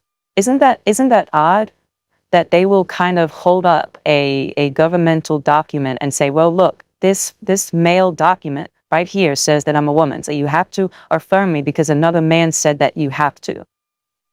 So these are just some of the things that we're talking about when we talk about like how the entire globe is set to coddle the male and to hold him up. And I think that when we do talk about what's happening in trans ideology and what's happening all over the world in regards to what's going on with girls and women and how the Me Too movement just dissipated, it's gone. And what's replaced the Me Too movement is what I feel is the trans ideology movement, this men's rights movement that kind of says you have to be nice to me or else. And this is what we're seeing in 4B. And when 4B kind of first set up itself and West 4B first set up itself, the discussion was trans-identified males should be allowed to be in 4B because in Korea, this is what's happening. And that wasn't what was happening in Korea. It wasn't happening at all. That was a lie. But we always said that when it comes to male ideology and male delusions, the man will lie every single time. He will lie every single time. He's lied about religion. He's lied about the existence of God. He's lied about the soul. He's lied about the spirit. He's lied about near-death experiences. He's lied about everything that you can possibly think about, especially if he wants you to kind of adopt that way of thinking. He will lie. So the trans-identified male said at first, oh no, in Korea, the women in Korea in 4B, those women love us. They accept trans people in Korea. And you know that's a fucking lie. It's not the truth. So unless 4B set up itself and they said, well, no, we're not allowing trans-identified males in, and it's okay for women to kind of have a space for themselves. West 4B was attacked. And then what came with the attack is the doxing, the abuse, the calling out, the checking, everything kind of happened with that. And then, you have to sit there and you have to take it because the people who were doing that were other women who claimed to be 4B. And this is what happened when we talk about West 4B. So we've gotten to the point where we now can say it's okay for us to kind of have this dialogue. It's okay for us to talk about what's happening. It's okay for us to say that I don't really agree with everything that I'm hearing in regards to trans ideology. Can I get more information? They don't even want you to get more information. They just want you to agree and to blindly agree. And the fact that you're not doing it means that you are labeled as a bigot. You're labeled as a person who deserves to be ostracized and attacked and doxxed and have your job called and so on and so on and so forth. And they would have women, the liberal feminists, participate in that. Because the liberal feminist, one thing that she will always do is that she will jump in front of the male. He can come in all forms. She will always question another woman because of the male. Even if he's wearing a dress, the liberal feminist will defend him, always. Because in her mind, women are wrong. And a lot of the things that happen to women happen to women because of the woman's fault. She's the one who's out, walking around with sexy clothes on. She's the one who's putting herself in these situations to get hurt. Therefore, it's her problem. We shouldn't correct men. We have to correct women. Men have to kind of be held up. And this is the liberal feminist mindset. And we see this all the time. So please like the live. Please subscribe to the channel. We're going to get to some readings next about radical feminism versus intersectionality versus intersectional feminism versus liberal feminism. We're just going to briefly read over that because I don't think a lot of women kind of know that or they don't have the knowledge for that. And to be honest, there's a lot of women who didn't have the luxury to kind of sit down and study that. And there's nothing wrong with not having that knowledge. What's wrong is that the ignorance that you have to these things is being used against you by people who learned it, and they're using their knowledge to kind of force you into conforming. That's the problem. If you're going to teach me something, then teach it to me. But we should all be learning it so that we can arm ourselves with proper information. And I don't think women have this information. One, and I'm going to keep saying this, and I know it's annoying at this point, but women do the heavy lifting in society. They're working, they're raising children, they're trying to survive day by day by day. It's the male who has the luxury to sit down and ponder all day. The thinking male, have you ever seen that statue? Have you ever seen the statue of the thinking male? Leave this live and go Google it. It's a statue. I don't even know who made the statue, but it's a statue, I'm sure. And it's of a man with his head down and he's thinking. And I want you to look at that statue. Just take a look at it on Google. Do you see any children around him? Do you see a woman around him? Not at all. I mean, it's funny, but then it's not funny. That's just the luxury of the male. He has the opportunity to think and to investigate and to turn information into what he wants it to be. Similar to when we spoke about John Money, and I was in TikTok the other day, and I saw another Black woman speaking about John Money and the origins of trans ideology. I never saw that on TikTok before West 4B. I never saw that. And now you see Black women talking about John Money and what he did to little boys. And that's so significant because I don't think Black women who support trans ideology know about John Money and what he did to small boys. And the reason why I keep saying small boys is because we know that Black women love boys. They love boys and they worship men. So when we talk about boys and what this man did to boys, you would think that Black women would reject any of his studies, considering that the boys that he did this to, that he did these studies to, their lives ended in ruin. So you would think that Black women who loved the male would kind of see this and say, oh, wow, I don't want to subscribe to anything that he kind of put out on paper, but they do because they have no idea of it. They have no idea what John Money did to those two small children. And we know that because when I was in the TikTok live and I saw that girl speaking about it, there were so many women saying that they didn't know who he was. But they were supporters of the trans movement. They were supportive of gender ideology. They just don't know where it came from. So you're supportive of something and you have no idea the origins of it. Similar to Christians not having any idea the origins of the Bible and who constructed it and King James and so on and so forth. They have no idea. They're just told to believe and they believe. Similar to the concept of the soul and the spirit. You don't really know if you have a soul or a spirit. You don't have any proof of it because if I asked you right now, where the fuck is your soul and where is your spirit, you won't be able to tell me. You'll be able to say that it's immaterial. You'd be able to talk to me about your conscious mind. You'd be able to talk to me about your subconscious mind. But then if I ask you to pinpoint where the spirit is and where did it come from, you won't be able to tell me. So when someone who's done the research, like myself, who's done the investigative studies, who's researched it, who went to school and kind of studied shit, tells you that, no, this is the origin of these things. It started with the male. And it started with him and his desire to oppress women and to separate that woman from her child. So now we're coming to the height of this. We're coming to the height of, I believe, the male agenda from all along. And the height is to always make you, the woman, question who you are. Because once you question who you are and you decide to take on his linguistic foolishness, by calling yourself cis and calling yourself a vagina holder, he's got you in the bag, 100%. And once you start to question who you are on a basic biological level, you are as good as dead. And the trans-identified male knows that. His goal is to always make you question yourself, and he does it by implying that you are too stupid to know better. And you are not stupid, you are just busy, and busy people are easier to program.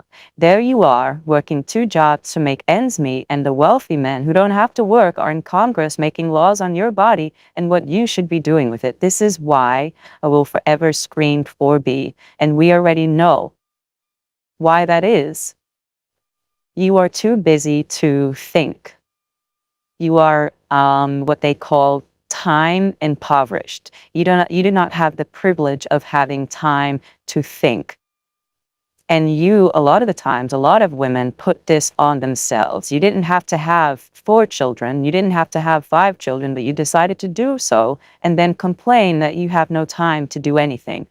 Yeah, you didn't have to do that. But again, we know why the majority of women do things that patriarchy set up for them to do. They get the gold star that they never got as girls. So once you participate, once you do everything that the patriarchy tells you to do to align yourself to a man, you get the sticker that says you've been a good girl. And this is why you continue to participate. This is the only reason why. And last night we were in the movie night and we were speaking about, because the news came in on our end about Scotland halting puberty blocker drugs. And it's whisper quiet in the community.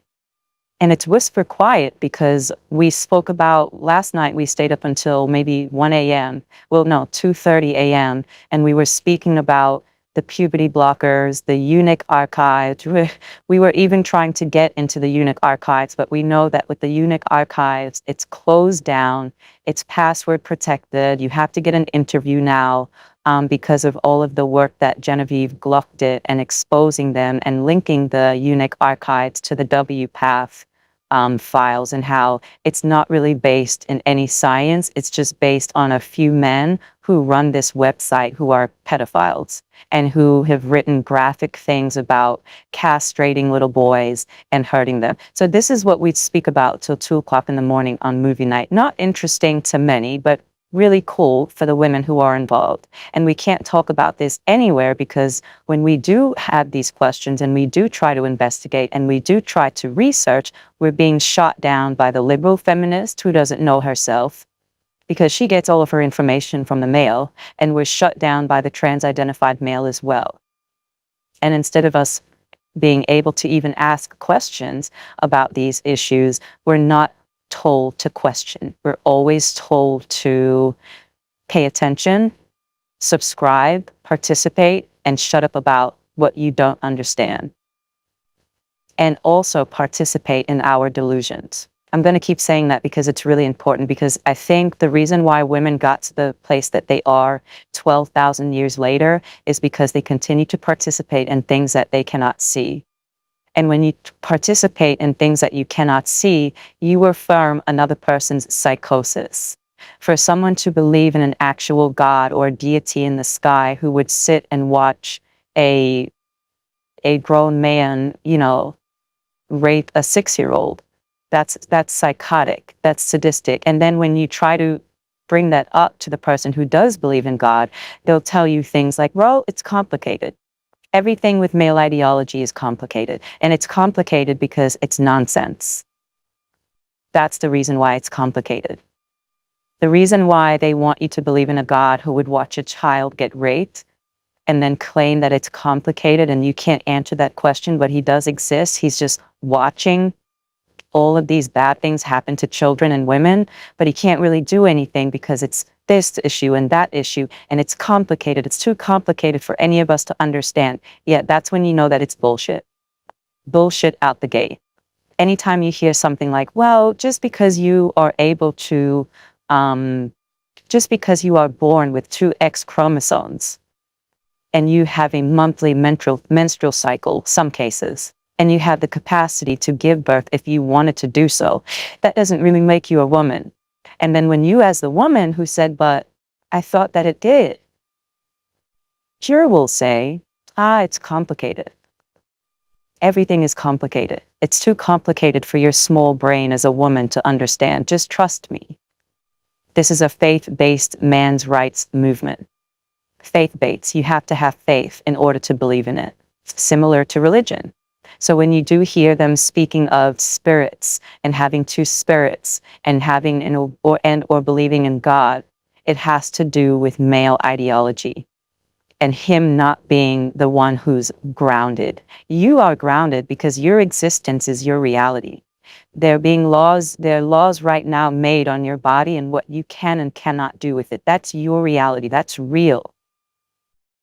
There's certain states where you can't get an abortion. You can't get birth control. I heard, outlawed Plan B in Louisiana. That's your real reality. It's on paper. It's law. You can be imprisoned for it.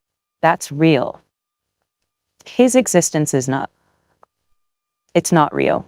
It's an illusion, similar to the God that he invented. And the way that he's programming you is through language. So every time that you say that I'm a cis this, or I'm a cis that, or I'm a vagina holder, I'm a uterus carrier, I'm this, I'm that, I'm the third, once you start subscribing to it, that's the beginning of your death as woman. And there's nothing wrong with difference. There's nothing wrong with wanting space. There's nothing wrong with holding the line for other biological women and girls to kind of talk about what's happening. There's nothing wrong with that. But we're being forced to not speak. And that's the issue that I have. And that's why I went so hard on this topic, because I set out to do something for biological women and I was attacked for it. And I was attacked by other women who claim to subscribe to the same belief, but they really don't. They don't. Because most of the women that came from me, they have sons, they have boyfriends, their best friends are men. If it wasn't for men, many of them would starve. A man is paying their mortgage. A man is giving them a stipend every week. So that's who the attack came from. And this is the reason why it's so significant, is because at the end of the day, we have to remember that it is okay for women to speak about issues that bother them. Men don't like this factor. They don't want you to speak. So let's look at the differences of feminism. I'm going to read a little bit.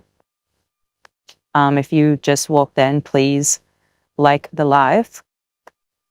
Please subscribe to the channel. I think I have a mini shadow ban on YouTube, which is good, because that means that someone is listening and they're trying to suppress the information. My videos get reported all the time.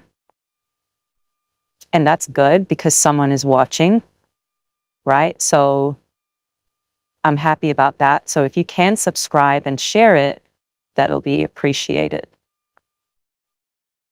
I already was banned on TikTok 700,000 times. One of the pages that I had on TikTok got taken down. I had two West 4B pages. One of them got taken down because it was reported so much that they gave me, I think that one I had maybe 3 strikes. I'm not sure how it works on TikTok. I just got the email and I was like, okay, whatever. Appealed it and then I lost. So that page is gone. The other page I go live on, the page that's present in the Discord, if you know, you know. But yeah, we're going to get into some talks and some readings on the differences of feminism. And it's okay if you do know this information. If you are a gold star feminist and you know everything, then the live is not for you. You can simply move on. We know that you are, you dwell in excellence, but there's some women and they've never heard this before, and I'm doing this for them so that they can have the information and the knowledge. Because a lot of women, they're just listening to this while they're going on about their day. So it's good to kind of let women get this information. Yeah. I am working on a seminar. I just wanted to put that side note. And please like the live and please subscribe to the channel. So I'm working on a huge seminar, putting my little degrees to use, but it's called Safeguarding Pattern Recognition, Male Violence Pattern. Patterns are reality. I'm just going to read this, you know, so that I can kind of get this information out there. And patterns are reality patterns are reality, I'm sorry, that has statistical backing and a data. Let me start that over. Patterns are a reality that has statistical backing and data components that offer the view or the viewer a look into the society in which we live. Human beings are a pattern driven species, and usually the best predictor of future behavior is past behavior. Male pattern violence is a reality that we had seen historically and is now being ignored because of delusionary concepts. This is in regards to when I wrote about the biological male presence in the women's prisons, but I'll continue with what I wrote. When the suffragettes visited mixed-sex prisons, they saw the need for the sexes to be separated because it was the woman who suffered at the hands of the violent male. It is also the male that suffers at the hands of the violent male as well, especially if he is effeminate. So safeguarding, preventative action, and putting things into perspective. And we also spoke about, or I also wrote about demanding in the language of entitlement, male pattern behavior. People who are indoctrinating themselves or others are pushing them into a linguistic system of pattern where they are aiming to make violence against the woman and child more normalized. Can I read that again? Okay, so demanding the language of entitlement or male pattern behavior. People who are indoctrinating themselves or others are pushing them into a linguistic system or pattern where they are aiming to make the violence against the woman and child more normalized. And that's a part of my seminar too, the historic geared perpetual pattern of behavior of the male to separate the mother from the child. This has happened in religion, this has happened in spirituality, and now we're seeing it happen again. That there's this goal to separate women from children. And I always say this, that women are the first protectors of their offspring. We see this when I know the liberal feminist is going to say, well, you know, there are bad women out there who hurt their children too. And women, you know, their fathers also can give birth and men carry babies in their wombs. Wonderful liberal feminist, but I'm talking about how it looks in nature. Okay, I know that the liberal feminist listening to this will say that, you know, men can have children and all of these other things, but I'm just talking about how it looks in nature and offspring. With the mother and the child. The mother is the first protector of the child. I know the liberal feminist will disagree, but just hold on. The mother is the first protector of child. If you get rid of the mother, then you have full access to the child. That's period. And you have to get rid of the mother by way of linguistic manipulation. You have to convince women that they are not women. First step. You have to convince women that they are not mothers. Second step. The third step is to demonize them in society. And how do you demonize them further in society? By doing what we see when we look at instances for the hashtag not our crimes. Because now what's happening is that the trans-identified males, they're committing these crimes and then they're identifying themselves as female. And those crimes are now being listed as female crimes. So the first time in history, you see crime statistics saying that females are raping men. Sorry if you can hear the siren in the back in New York City, but females are raping men. Females are committing these violent acts that have never been seen before. Females are now the new connoisseurs of child pornography because this is what's being allowed to happen. So when we talk about not our crimes and how linguistic manipulation is robbing women and erasing women, these are the dialogues that we have. So that's just something that I'm working on. And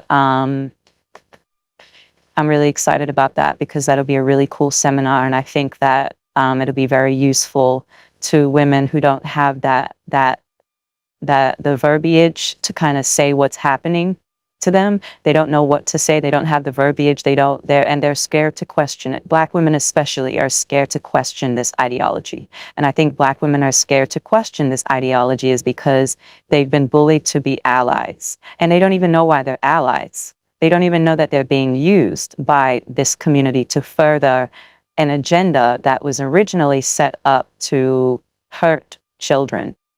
They have no idea what the eunuch archives are. They have no idea what WPATH is. They just know that they're allies. They agree with whatever is said, and they're going to go with it. They're going to rock with it. They're going to defend it. They're going to stand up for it. And if you don't, you're a transphobic bitch, and you are a bigot, and you will be attacked by me because I will defend the male in all forms. I don't care if he's out there,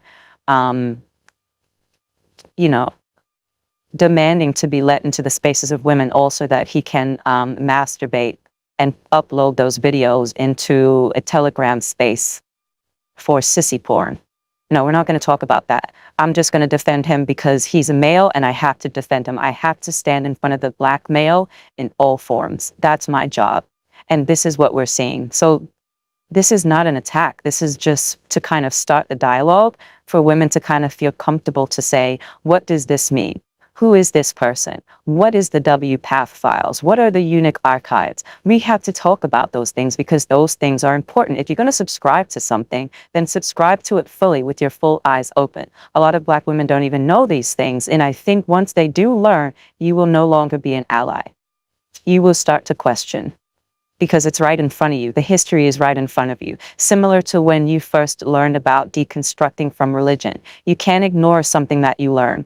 You can't ignore the truth. You can't ignore how things came to be. The reason why so many Black women are walking away from the church now is because now you can see historically what it was used for, where it came from, who sat down and wrote it out, who put it into law, so on and so forth. There's always an agenda. And the biggest flex that the people who further this agenda, the biggest flex that they have over you is by telling you that it's not an agenda, that there's no such thing as a conspiracy. But what if there was? What if there was? Yeah, it's just interesting to think about. And I also was working on something in regards to the teaming language that we also see. I had so much content and in regards to transphobia and them teaming transphobia or the critique of trans or gender ideology with white supremacy, because you hear that a lot. And I've heard that especially, that if you question or gender critical, that means that you are a white supremacist. Do you know that that actually came from somewhere? The same individual who came up with the term TERF, that person is also responsible for aligning or using teaming language to further silence women. And an example of teaming language is, okay, so we have Black Lives Matter. They kind of teamed it with Black Trans Lives Matter. Because when you team a language or when you team words together, it gives it a further push in society that can kind of bring more people together under that hashtag or umbrella. So that's what we're seeing. So in regards to, if you are gender critical, that means that you are a white supremacist. That is deliberate. It's deliberate so you do not critique it. Isn't that fascinating? I have so much information on that and I can't wait to kind of put it all out there and put out, I have another seminar on linguistic tricks and the sleight of hand and the abracadabra that men do all the time to get women to kind of, forget themselves. I love this content so much, but yeah. I have so much content. I have so much content about this topic, and I love the topic of linguistic tricks and how we're being manipulated to subscribe to new language so that we can further get away from our reality and to participate in cognitive distortion. Don't you just love that, to kind of see it happening and to kind of have your eyes open to what is happening? Similar to like when people start to deconstruct from religion and they start to deconstruct from the concept of God or the God of the Bible or the God of the Quran, and how their eyes start to to open to all of the things that they were taught. And then once you kind of deconstruct that and get away from that and you start to pick it apart, it makes sense to you because now you are able to fully operate in reality. And when you are able to fully operate in reality, you take a different level of responsibility than you did when you didn't operate in that realistic thought pattern. Like now you say, there is no afterlife, there is no spirit, there is no soul. So I am going to live life deliciously and live it well because there's nothing after here for me to look forward to. Now is the time for me to work. Now is the time for me to be alive. Now is the time for me to physically do what I need to do to make myself better.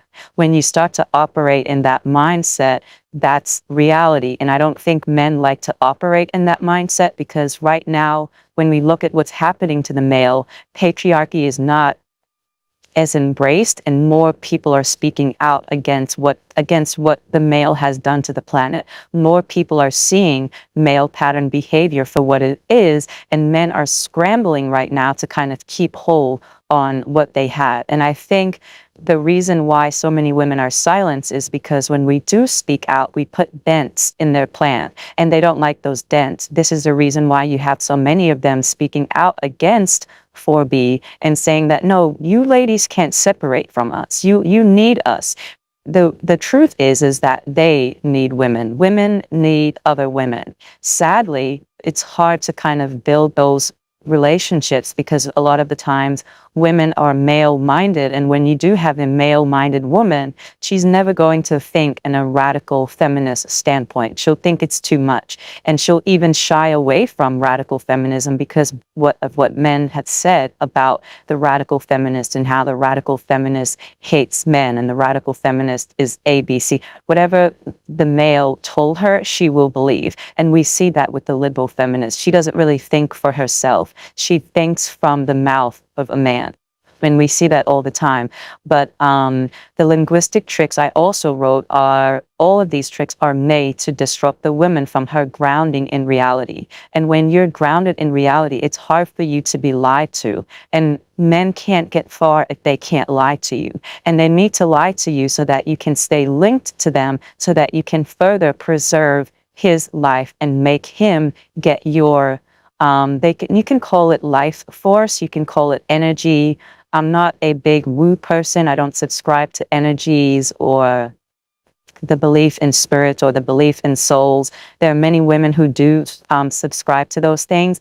I also had another seminar on the history of tarot, because I love tarot and I love the fact that so many women bank on tarot cards, and they kind of have no idea that tarot, the whole idea of tarot was invented by two white men, actually. And we can get into the tarot card in another video, but I love the spiritual woo people and how much energy they put into a lot of the male ideologies that we kind of see that these men kind of came up with to kind of decipher life, because they just didn't know what else to do with themselves.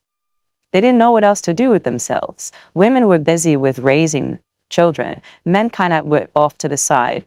And because of industrialization, we see that so many men had their hands, empty. So we just so much to talk about, but that would be, one of the things. So let's get to the readings. I keep saying that, but let's just get to the readings right now. So this article is from revisedsociology.com. It's called Feminist Theory, a Summary for A-Level Sociology. A-Level Sociology. So I'll just read it again.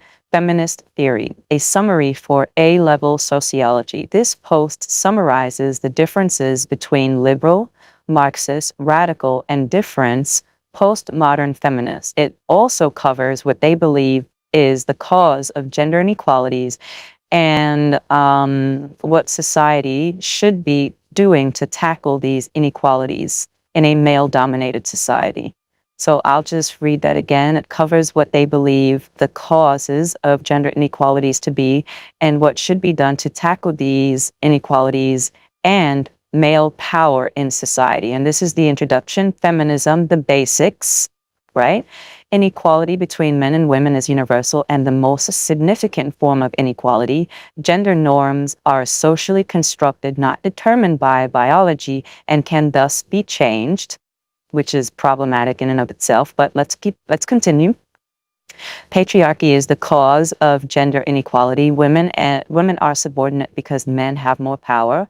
Feminism is a political movement. It exists to rectify sexual inequalities. Although strategies for social change vary enormously, there are 4 types of feminism: radical, Marxist, liberal, and difference. Okay? So let's just get into radical feminism first and what it says. This is really good because it also gives you the criticisms of radical feminism. And let's hear it. So radical feminism: society is patriarchal. First bold point.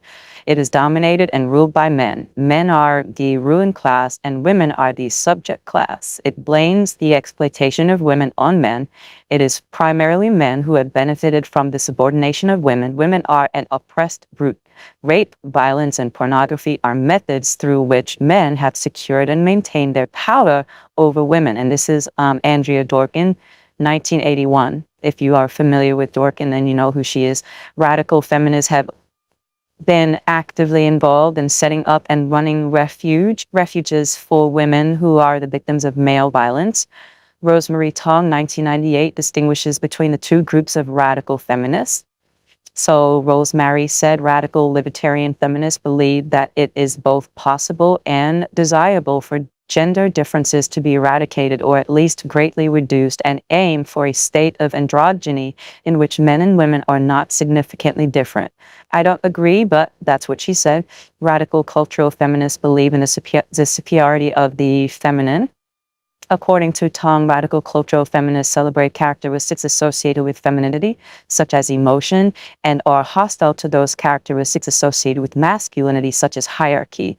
Some alternatives suggested by radical feminists include separatism, women-only communes, and matrifocal households. Some also practice political lesbianism and political celibacy, as they view heterosexual relationships as, quote-unquote, sleeping with the enemy. Criticisms of radical feminism. 1, the concept of patriarchy has been criticized for ignoring variations in the experience of oppression.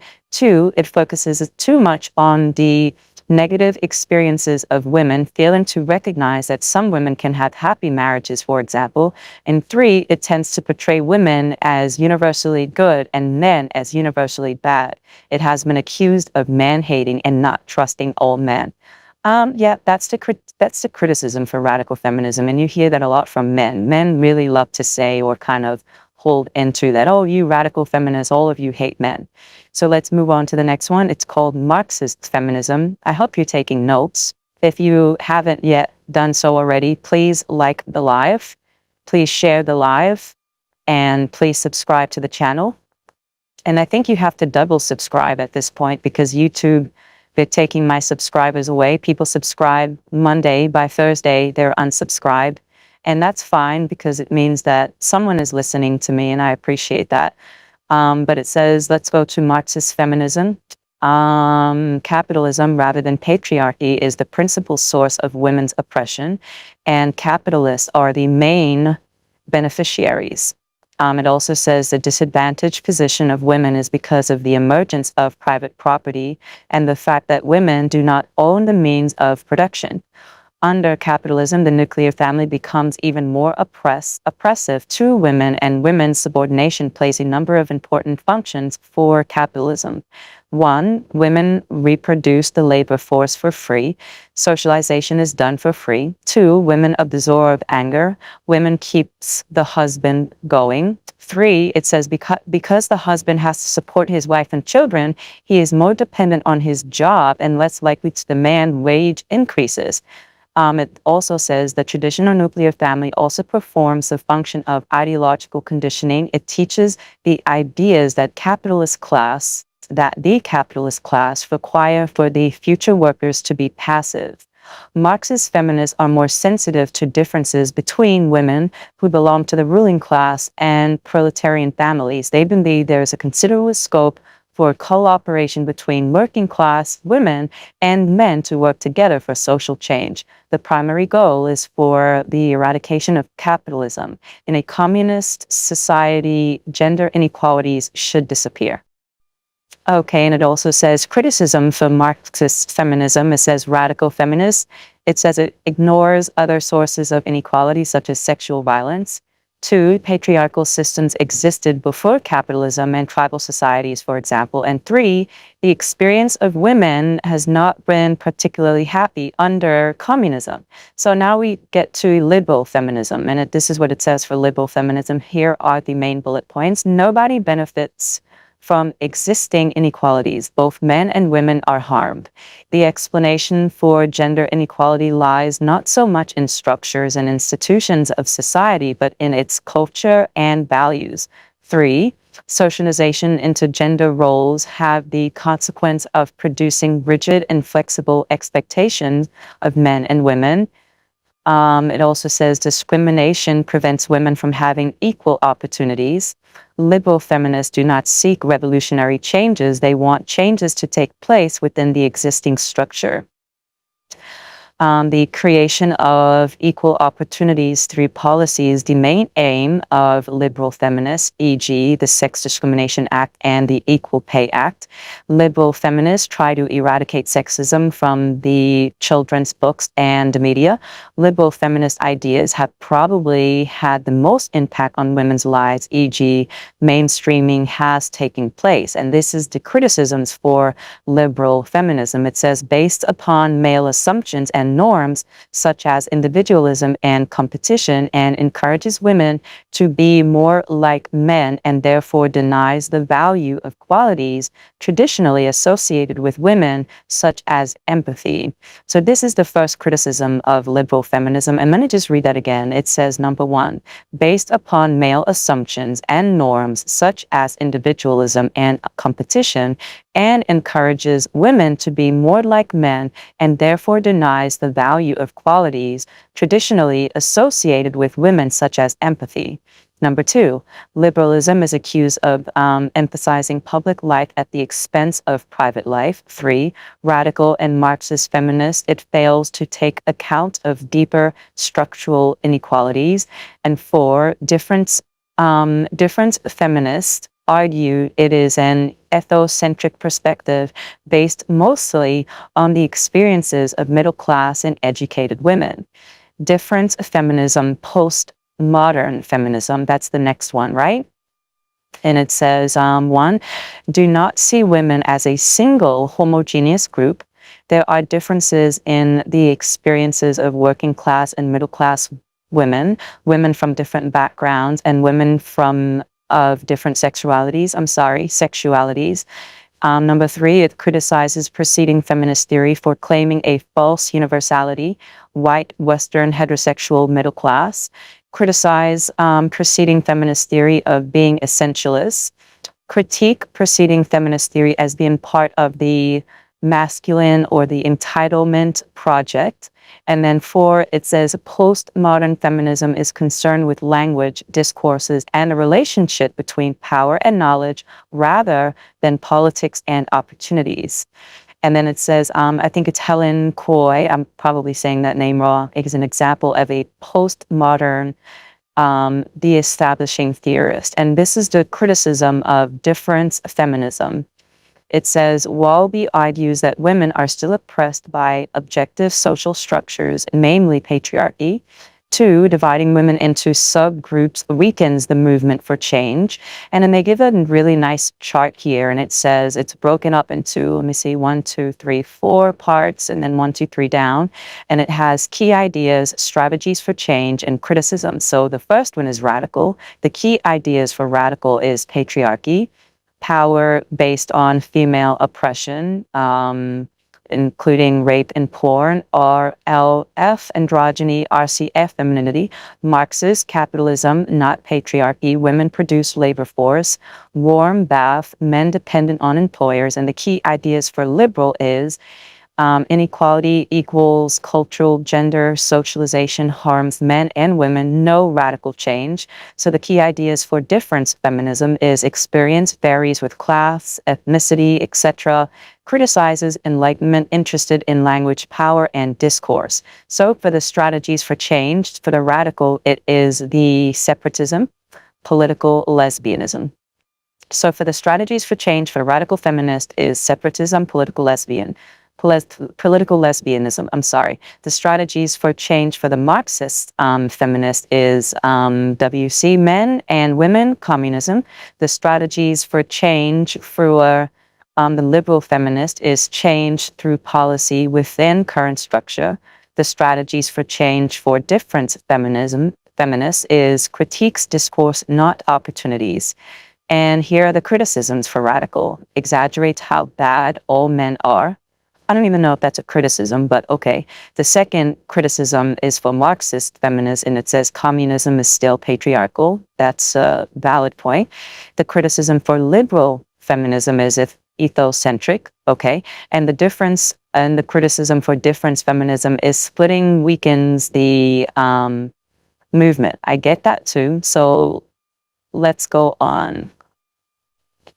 Let's see. So that's basically what it says. And I think that gave us a good rundown on what the differences of feminist thought looks like. We can also go over different articles in the future. I don't have a problem with that. I think these little lives that I'm going to be doing on Sundays will be really long so that you can kind of sit and go around and do whatever you're doing in the day and kind of just listen in.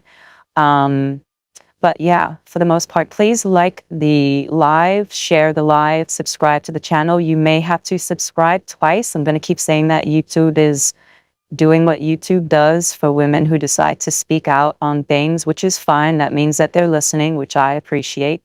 But please, if you do subscribe today, you may have to subscribe again on Tuesday because they will unsubscribe you.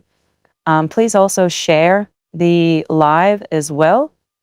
If you were still in TikTok land, I'm not looking at the other phone, but if you're still in TikTok land, Bebel tap the screen and like the live. I hope you like the banner that I put on TikTok. I really work hard on my little banners and graphics and stuff like that because I really love it. But we have another article that I wanted to look at as well. And this is called Radical Feminist Perspectives on Religion. And I love speaking about religion and how and what it does to women. So we can get into this a little bit, but let's see. And this is a really cool article because it has like a mind map, but it's not that long. So we won't have to, you won't have to sit all day reading, but we do have so much information. So let me just read like the first paragraph and then that's it. It says radical feminists emphasize the patriarchal nature of some mainstream religions such as Catholicism and Islam. They argue that such religions have developed in patriarchal societies and have been hijacked by men. Men have interpreted religious doctrines in order to justify their positions of power. Absolutely. Radical feminists also believe that religion often serves to compensate women for their second-class status within religion and society more generally. For example, by providing psychological rewards if they accept their role as mothers and limit their horizons to fulfilling that role as well. Absolutely. However, radical feminists do not necessarily see religion as inherently patriarchal. Historically, for example, goddess religions have celebrated the creative and nurturing power of the feminine. It is really men hijacking religion and downplaying the role of women in the development of some religions over the past couple of thousand years, which is the problem. It follows that women can use religions to lead fulfilling lives, but need to fight oppression within mainstream religious organizations to do so, or even to develop their own unique individual paths to feminine spirituality. That's my only issue. That spirituality question is what bothers me. And it only bothers me is because I've done so much research in the invention of the soul and the spirit, and I would love to kind of share that. And I'm working on that as well, as making a really cool seminar on that topic as well, because I just love it so much. It's one of my most favorite things to speak about. let's go down. Hold on. Okay, let me go back. Please tap this screen in TikTok land. And if you are in YouTube land, please subscribe to the channel. You will have to subscribe twice because I'm losing subscribers. People are messaging me that they subscribe to me one day and then the next day they look and they're unsubscribed like magic. Please subscribe to the channel. Please share the live. Please like the live to get us into the algorithm. And please also comment after the live is over if you're not here right now. And I just wanted to read this because I wanted to tell you all that I love this topic and I love the fact that you sat with me this whole time. And I just love to be able to give women the opportunity to speak and try to be problem and solution oriented. We have to be solution oriented. And I think that's the differences between men and women. Women they don't really want problems. They already have too much shit to deal with. So they kind of gear towards peace. They like peace. They like quiet. When a man is not around. When a man is around, they turn into the dramatics. They turn into drama. It turns into a catfight because he's in the middle triangulating and creating the chaos because his mind is chaos. So I wanted to say that we know that the male brain is never solution-based. He operates better when there is confusion or a problem because when there's a problem, he hopes to be muted to fix it. The male's primary makeup in life is to be mated, validated, affirmed, and coddled. This is how he decides to prove how relevant he is. It's never a real action towards a peaceful solution. It's always a disruption so that he can gaslight you into believing that he can fix the problem that he originally started. The problem will never be fixed because if it is fixed, then he is no longer needed and he no longer then has a purpose, similar to crime and how it runs rampant because it greases so many hands. You don't want to get rid of crime because having crime keeps so many parties employed, similar to war, right? War stimulates their economy. Men are not problem solvers or are interested in solutions. They need the chaos, and this is why he aims to always disrupt. So when you are around a woman, and she behaves this way, there's always some gossip, there's always some tea, there's always a sharing of something that's not pleasant, there's always something. That's a male-minded woman because women, for the most part, like peace. And when there is no peace, the woman will separate herself naturally. And I also put down, he is an everlasting child, and we see that in his behavior to women who just want to speak to each other without his presence. You know, this is just some food for thought, to how we can just kind of look at male pattern behavior and human behavior, because I think we can't always accuse the male without accusing women as well for participating in the shit show. Women, we have to take some responsibility as well for how we got to the place that we got. And the only way that we can take responsibility is by talking about the mistakes that we've made and how to kind of fix these mistakes. And this is not something that's going to be overnight. This is not something we're going to have the solutions to. I'm trying to figure it out. There's so many people trying to figure it out.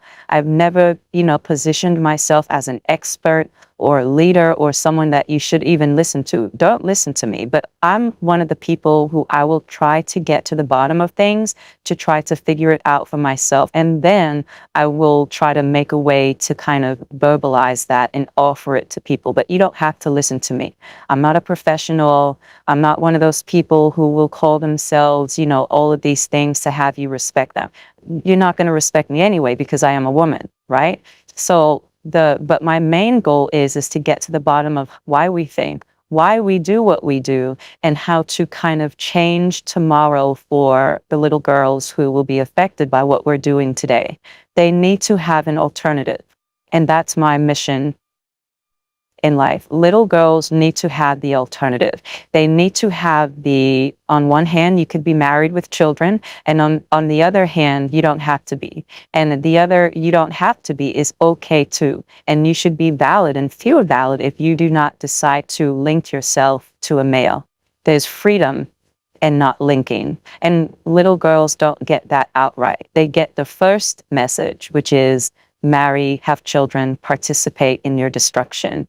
So it's good to kind of have this dialogue. And I wanted to thank all of you for kind of sitting with me for so long and listening to what I have to say. Please visit the website, west4bmovement.com. We are on Spotify. We are on Spotify. We are also on iHeartRadio. We also have a call-in hotline. There's a lot of things that we're doing. We still have movie night. Movie night is getting better. I didn't think it was going to get better because, you know, they say so many people, they don't fuck with West 4B. They hate West 4B. West 4B is trash, you know, whatever they say. But surprisingly, when it's not as public as it was before, more people would participate. I get a lot of love from Tumblr. I get a lot of love from Twitter. I didn't even know that I had 200 followers or so on Twitter. I'm not even active on Twitter. I may repost things, but then that's it. So it's really cool to see so many women pull up to watch movies like Sankofa. We watched Sankofa last night, which was great because Sankofa is one of my most favorite movies of all time.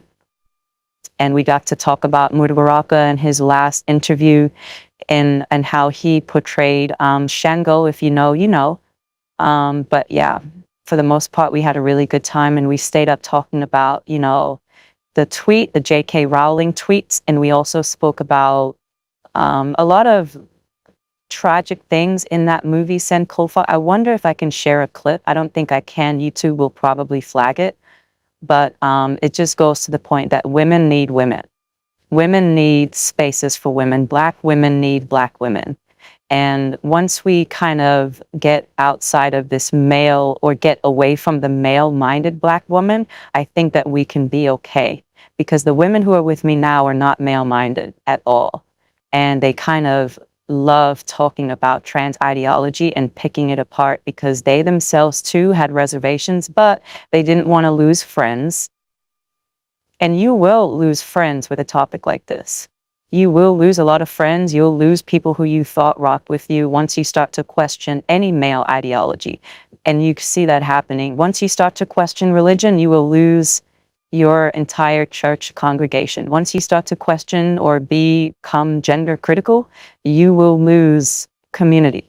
And that happened to a lot of women. It happened to me, which is great because you always want to lose people who are delusional. So thank you again for spending this time with me. Please remember to visit west4bmovement.com. Please like the live, share the live, double tap the screen in TikTok land. And thank you again. Have a great one. See you next time.